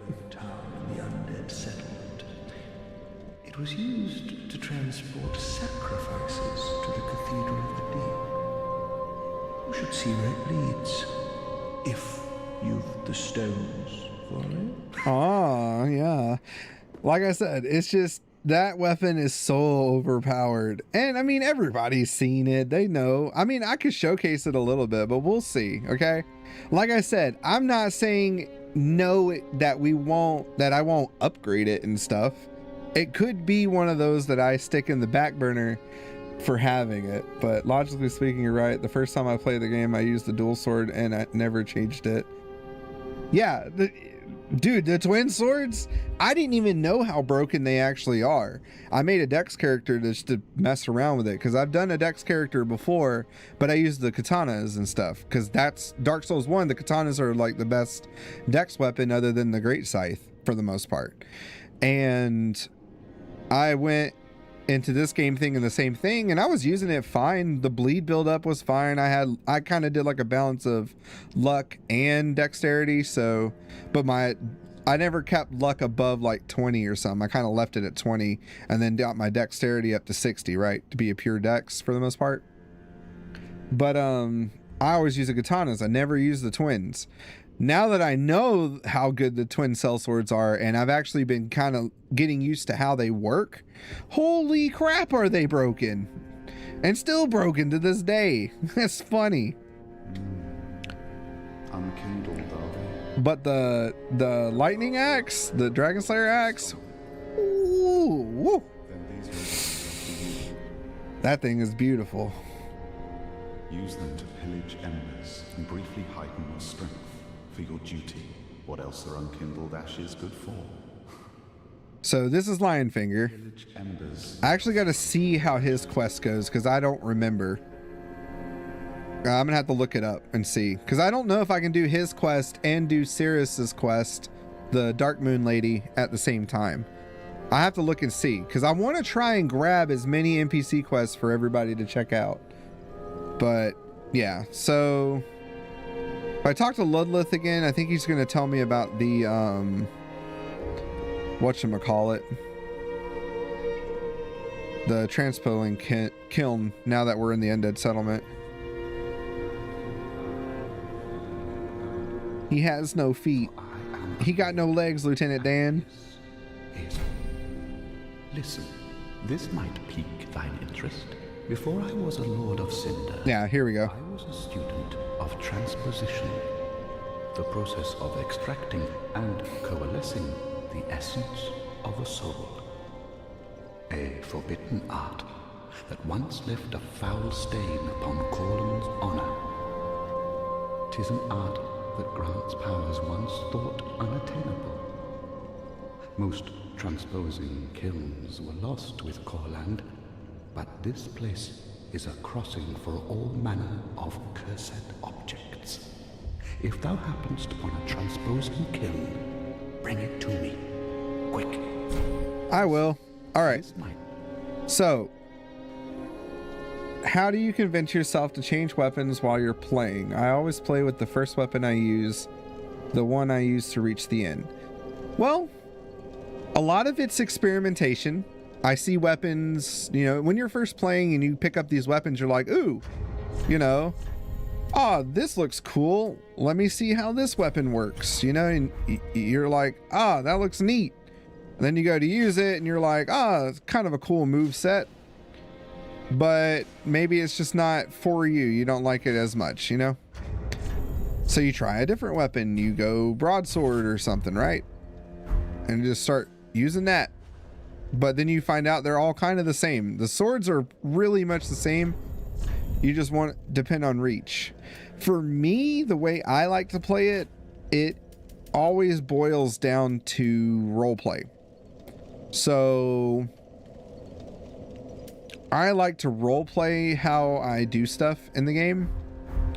So for example, we're looking at the Pyromancer class as is, right?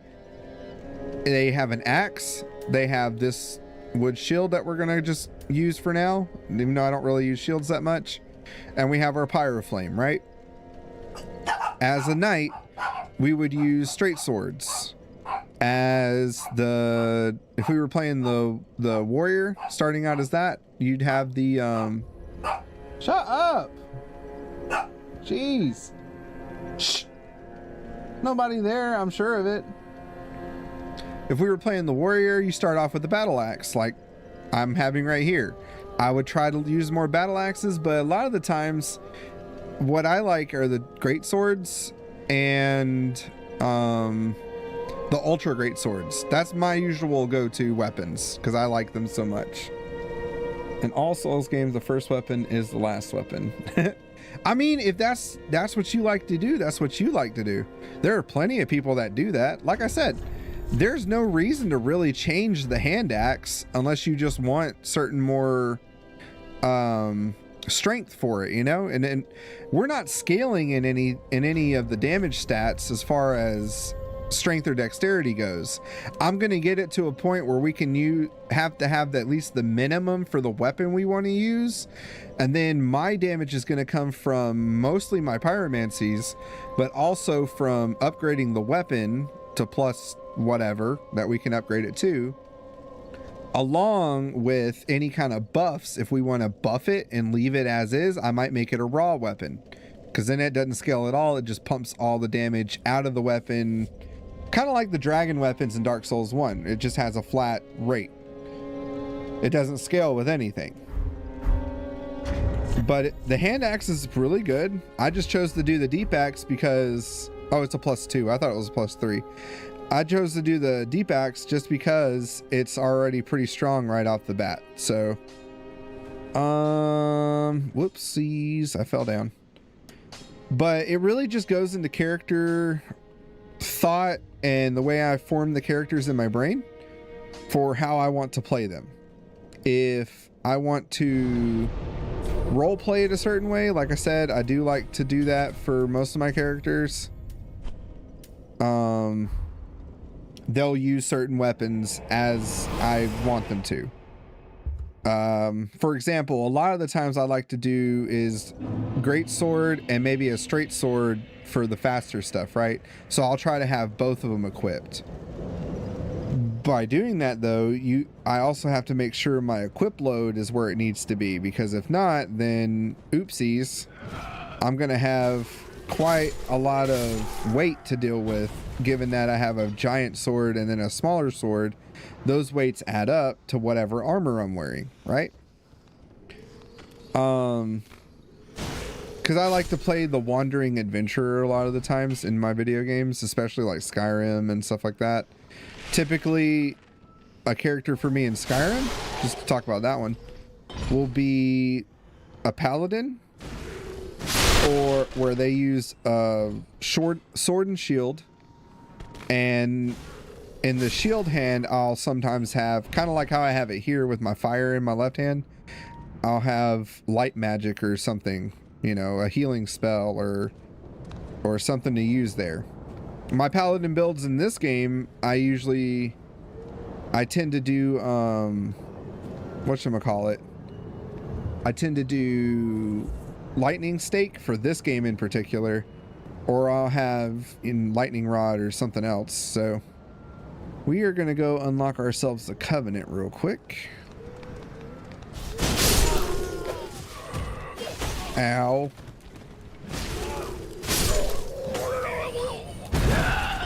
I love that I can kind of like roll into them and it kind of staggers them a little bit. But yeah, and then there are times too where I just use the same weapon over and over again that I got bored of it, so I wanted to swap it up, you know? I watch a lot of videos on these games, probably more so than I need to, but I like to see what other people like to use. I like to see what other builds there are for the characters that I'm trying to make.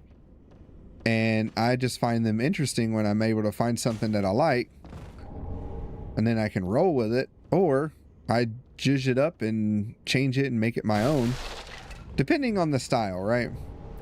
So now we got the Warrior Sunlight. So now we got the Warrior, or the Sunbros. And I don't think there's an item here. No. But yeah, that's kind of how I roll with it. Take that information as you will.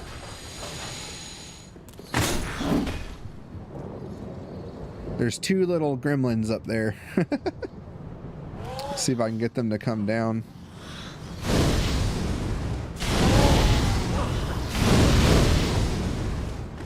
Oh! Ouch. Ouchie kabibbles. I want to get my Pyromancer guy before we hop off. So might speed run this part just a little bit. Okay, guys.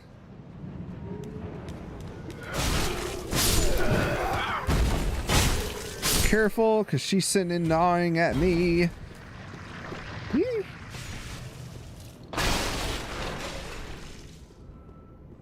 Alright, let's see. Kind of don't care about this stuff right now.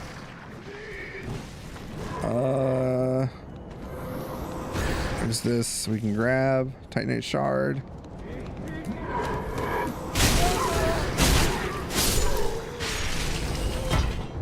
She's gonna be kind of annoying. There's just a whip in that building where that dude dropped out of.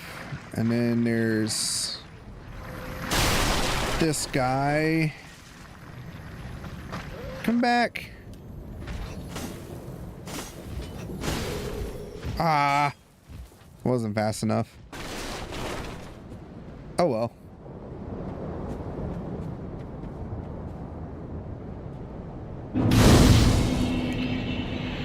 Because we want to get to... There's a covenant that we can unlock here, but I got to get to it before we beat the boss. We're going to go back up to that other bonfire. I'm just trying to unlock the bonfires at the moment. Why does the Souls gaming community dislike people who play as magical characters? Because they call it easy mode and they say that your run doesn't count if you don't, you know, do the melee stuff. It's stupid. It's just gatekeeping bullshit or bullcrap. Don't listen to them. If you want to sit there and play Magic, play Magic. Magic's fun in this game. I will say Magic in this one's a little finicky, but it's not too bad. It's pretty fun. And this one you also get a Kamehameha spell, which is pretty cool. Yeah, don't let people gatekeep your stuff, but I understand where they're like, oh, you know, I fought Radon. I'm going to use an Elden Ring thing because that's the current thing, right? Or hell, screw it. We'll go with Dark Souls 3. I fought Nameless King and I did it with a dagger with one hand tied behind my back. Anyone else that never did that is not a true Dark Souls player and aren't as skilled as me. If you really want to call it, it's fedora wearing neckbeards that want to sit there and think they're hot shit just because they did something cool in a video game. Whoopie-doo. Yeah, again, don't let people gatekeep games for you. I'll cheer for anybody that's able to do some cool stuff in their game as long as they actually try. But it's just people shitting on each other. That's all it is.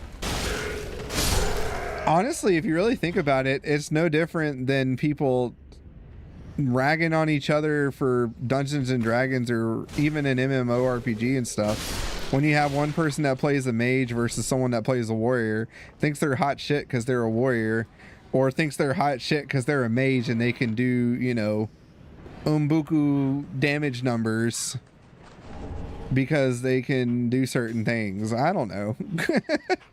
It's all stupid if you really think about it. I gotta get this guy. I want my Pyromancer man. He's over here. Hold on. I'll read that in a second. I'll read it when I'm safe. Because there's another bonfire here. Ha!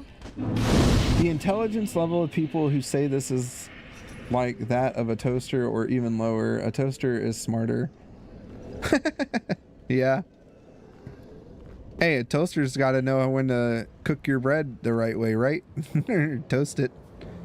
But again, it's just people gatekeeping. It's the same as people that play Minecraft on survival versus Minecraft players that play only creative versus Minecraft players that play on hardcore and hardcore only. And it goes the same for people that play World of Warcraft and play only on hardcore servers and stuff. Oh, you know, Welcome to my... you didn't beat Onyxia hardcore. Oh, you're not a real WoW player. It's that kind of crap. As you see, It's my buddy. here we are. An encounter for the ages. I hear the unkindled make for fine vessels. Sorry for any noises. Been My dabbling bad. in pyromancies, it seems. Well then, care to learn some pyromancies from old man? Yes, yes, yes, please. That's why I've been saving my souls. A chance encounter should not be squandered. To reiterate, I am Cornix of the Great Swamp. The pleasure is mine. Yay!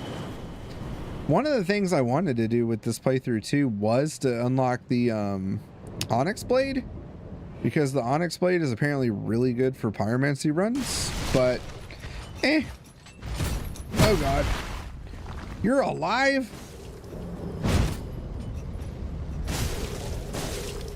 It's just the stagger damage of the axe is just ridiculous. Plus that R2 is fantastic. Especially if you charge it. I just say, what is the worst gaming community to me? Shit, that's a good question. I don't know. League of Legends are a lot of terrible gamers on that one. Oh, Fire Clutch Ring. Hell yeah. Slapping that on right now. And then we'll slap on the Blue Tear Stone too, just because that'll help out in the early levels. Not so much in the later ones, but you know, a little bit of defense here and there is actually worth its weight in gold. I might try, that's a lot of souls to risk. Do I want to risk it? I don't know. But World of Warcraft can have a really, really toxic community. They're known for it. Well, League of Legends definitely has a toxic ass community. I don't care what you say. That community really is a bunch of jerks. Gatekeeping a-holes that think they're hot shit because they can, you know, solo a dragon in the jungle or whatever. Even though they play a lot of the times one of the most OP characters for the type of thing they do. Loser. What's another one? We could talk a lot about like crappy communities. Let's see. I don't know if I would say Dark Souls community people are kind of jerks. Dark Souls seems to be relatively give or take. You can have those that are real jerks. Like we were just talking about, the people crapping on magic users. Ah, he's down there now. That's where he lives now. But you also have those that are really helpful and will jump in and help people out with their games.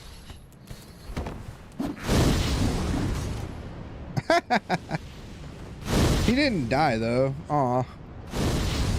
Go. There we go. But I've not really encountered too many toxic people in this game. And given the fact that we've been playing the games that are really old at this point, if we were playing Elden Ring, maybe it'd be a different story. Call of Duty, but that's been since the dawn of Call of Duty. If you don't have, okay, I'm gonna let him talk again. If you talk about Call of Duty being toxic, that's been toxic since the Xbox 360 days, even for the PC days. Counter-Strike was one of the worst ones too. When I got into Counter-Strike 2, or yeah, because I never played really the first Counter-Strike like that. But well, yeah, I have Counter-Strike Source. So that one was pretty toxic. Unless you were funny. If you were funny, it would be okay. You'd be fine. You could still suck apples, but you know, they would let you get away with it. All right, listen to this.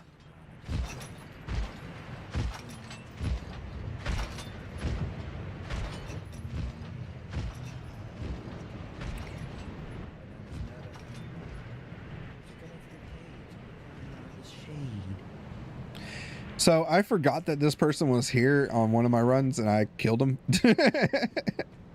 But he's not that important. He just gives you a hint. So what we want to do is come over here. You can actually go on the roof and do that a little more safe. Just FYI. I like to live dangerous. And what you'll do not attack this person. Let them come up. And then you're going to go up to the back of the cage. And you're going to hop in it. He won't attack you. You can sit right there. He won't attack you. I actually forgot about this.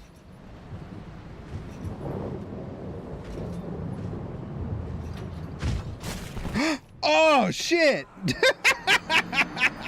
No. Damn. Anyway, the Souls gaming community is average, and Call of Duty is a game I can't play, nor am I friends with its community. Community of strategy games feels like the most of the people who play them are politicians, engineer, or from the upper class. You know, it's funny you say that because one of my cousins is a lawyer and he loves Age of Empires 2, it seems. He's posting about it all the time. I love Age of Empires 2 as well. That's my favorite Age of Empires other than Age of Empires 3, which I have a deep, deep, deep appreciation for that other people seem to hate.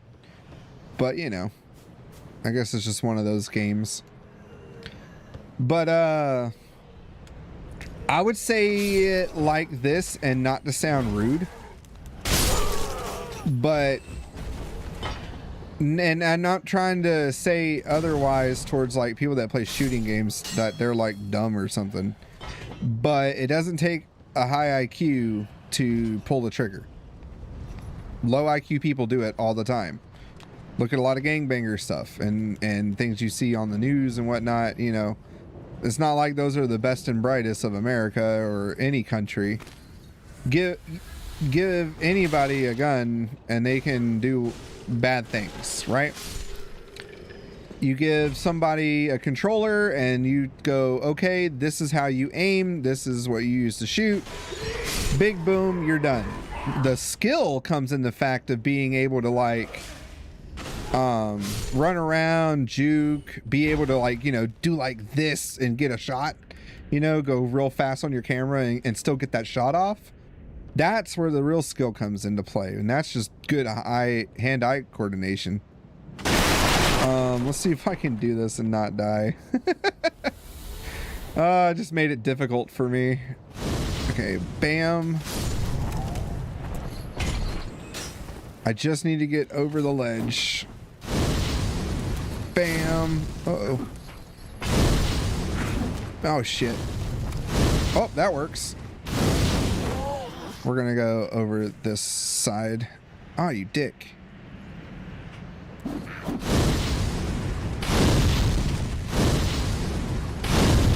Ah, talk about low IQ. That's how I feel right now. But yeah, it doesn't take the best and brightest. But again, that doesn't take the skill out of it. If you actually learn how to play the game, I've seen people pull off some really cool stuff. Same thing goes for like baby games and stuff, you know.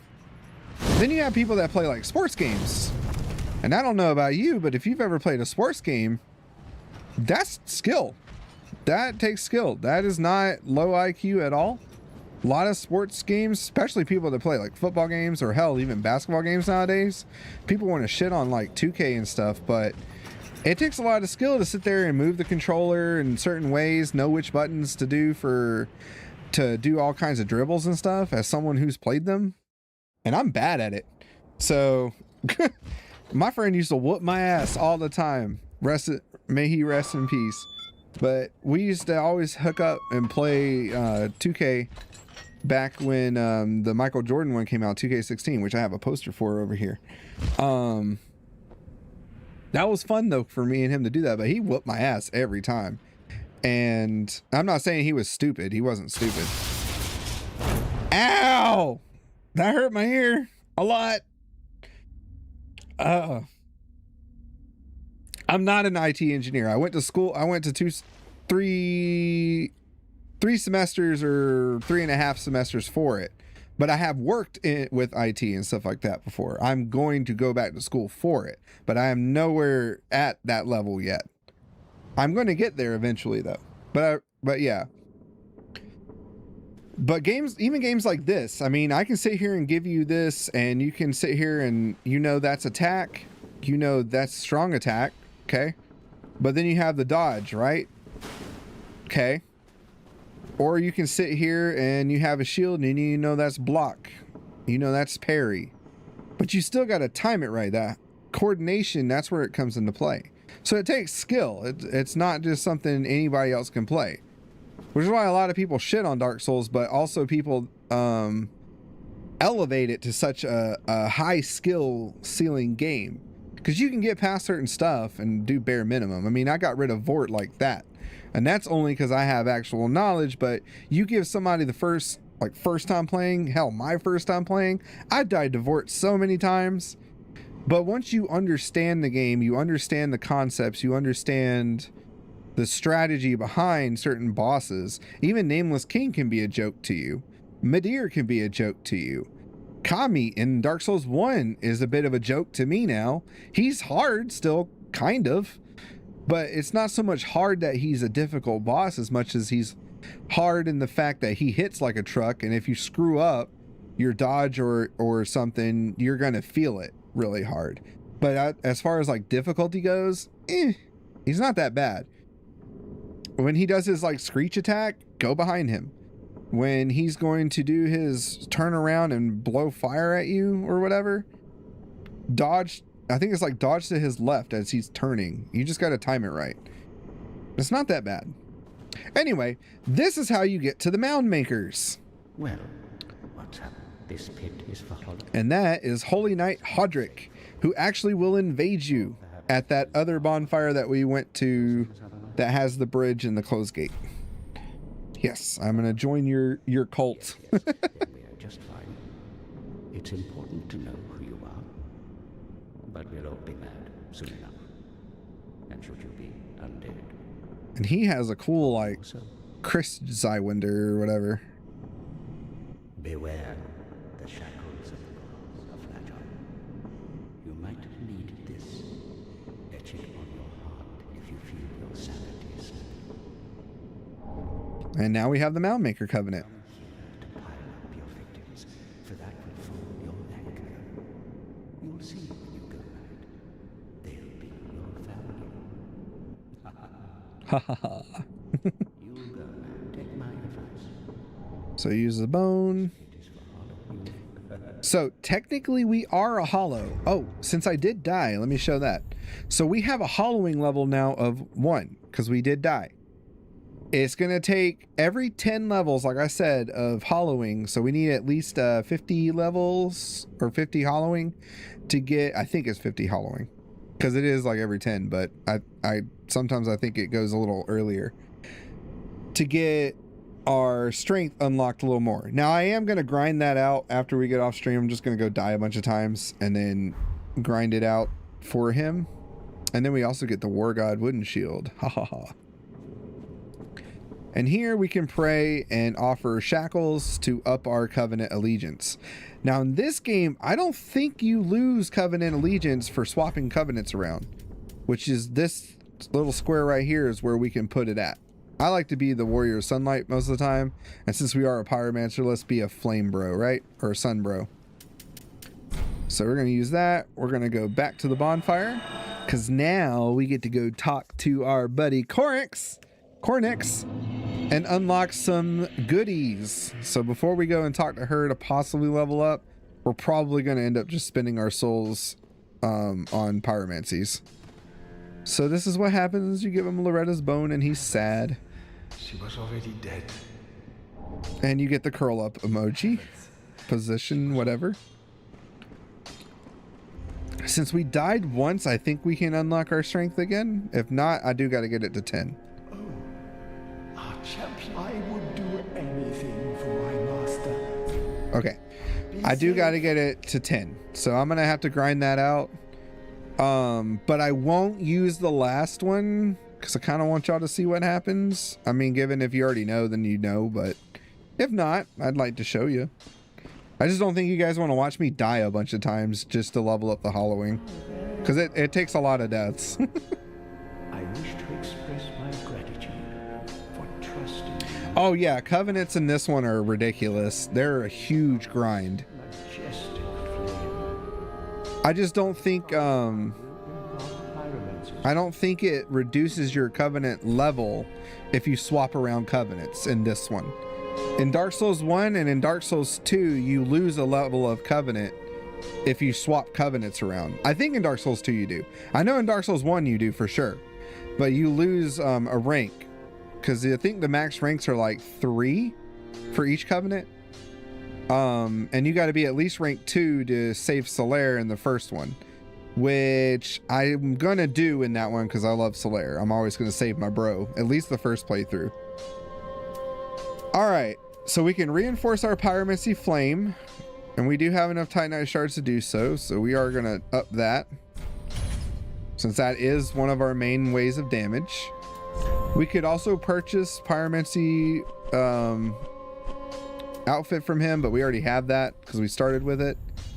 Now we get our babies. So, let's grab Great Combustion. And honestly, we're just going to buy them all. We don't have to buy Fireball again because there's no point. Be gone for long. What is it? But yeah, so we got our Pyromancy Flame up using our Titanite shards that we found. And I still haven't gotten any ashes yet. No, I'm about to, but we'll probably get those next stream, not now. Let's use up all of these because honestly, we're going to do our levels real quick. Because I need to get my... That's what I was saying. I need to do it and get our attunement. Actually, I am just going to go ahead and spoil it because I want to get the attunement up and then I'll just talk about what happens. So, Yol, the pilgrim guy that we talked to and we get our strength and stuff from. Draw out our inner strength, okay? Once I get to the last part where I can draw out my final bit of strength, which is our 5th level that we get from him, he will die. And a new NPC will be there. And that's who we're going to be dealing with for the rest of that quest line. So, what does a farmer in China do? Because at the moment... Wait, what?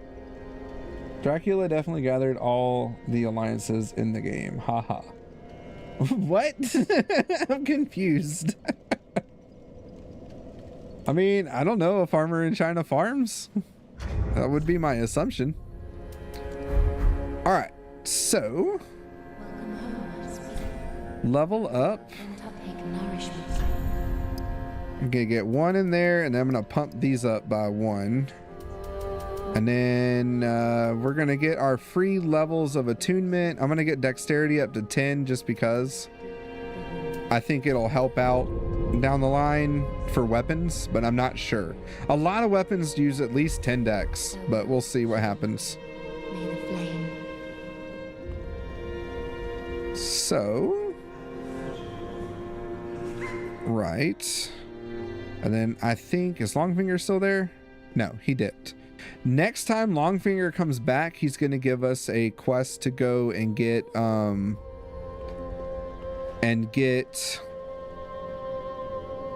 whatchamacallit. He's going to give us a quest to go and fight a Dark Wraith at Lothric Castle, which it was the other locked door that we didn't get through. And then that will give us our red orb that we can use to actually just invade no matter what we like, anytime, anywhere, just about. So explain first what I'm saying. First, it means that if he doesn't leave the house, he'll get all the alliances. Second, it's a random question to reduce tension. Oh, you're just being silly. I gotcha. All right, so not too shabby, I think, to start off the series. So with what we've done so far, we at least got Vort done. We went and tackled that. Vort's dead. Of course, Gundir's dead because you got to get past Gundir to get here.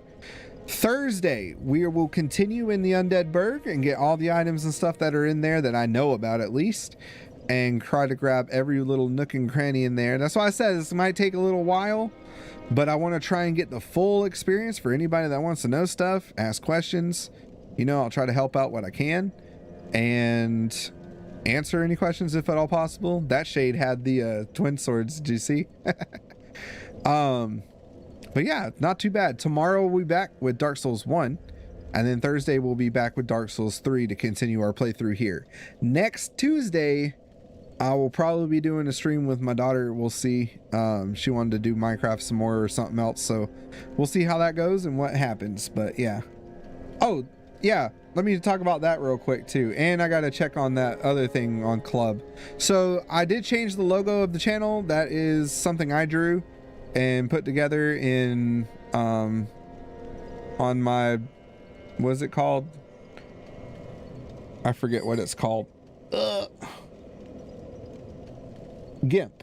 Yeah, my GIMP program that allows me to do my stuff because I don't have Photoshop. So I thought I'd change it up. I drew a few logos in the a while back to try and get an idea of what I would want for the channel. So this is one of the logos I've been wanting to use for a while. It's what I've been using on my Twitter for the longest time now, and I decided to go ahead and slap it onto the channel.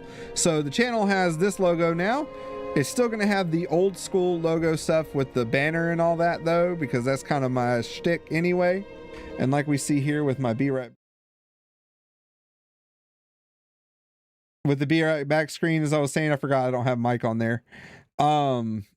It has the logo stuff, and like I have here, the fire pit and all that. So that's still going to be the same.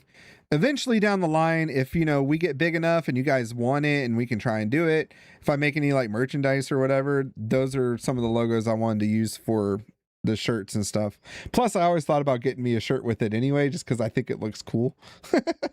But yeah, anyway, thank you, Hager, for joining me today. Thank you, Commando, as well. Commando, I'm going to go check on that after I get off of here because I don't need to do that on stream. I'm going to go and die a bunch of times to get our hollowing up. And sadly, that's going to kill off the NPC the next time you guys see him. But we'll talk to Yuria, the new NPC that we'll have, and talk to her. And then we'll continue the quest on from there. And we'll continue our playthrough. So I hope you guys enjoy it. I'll catch you guys later. And toodaloo.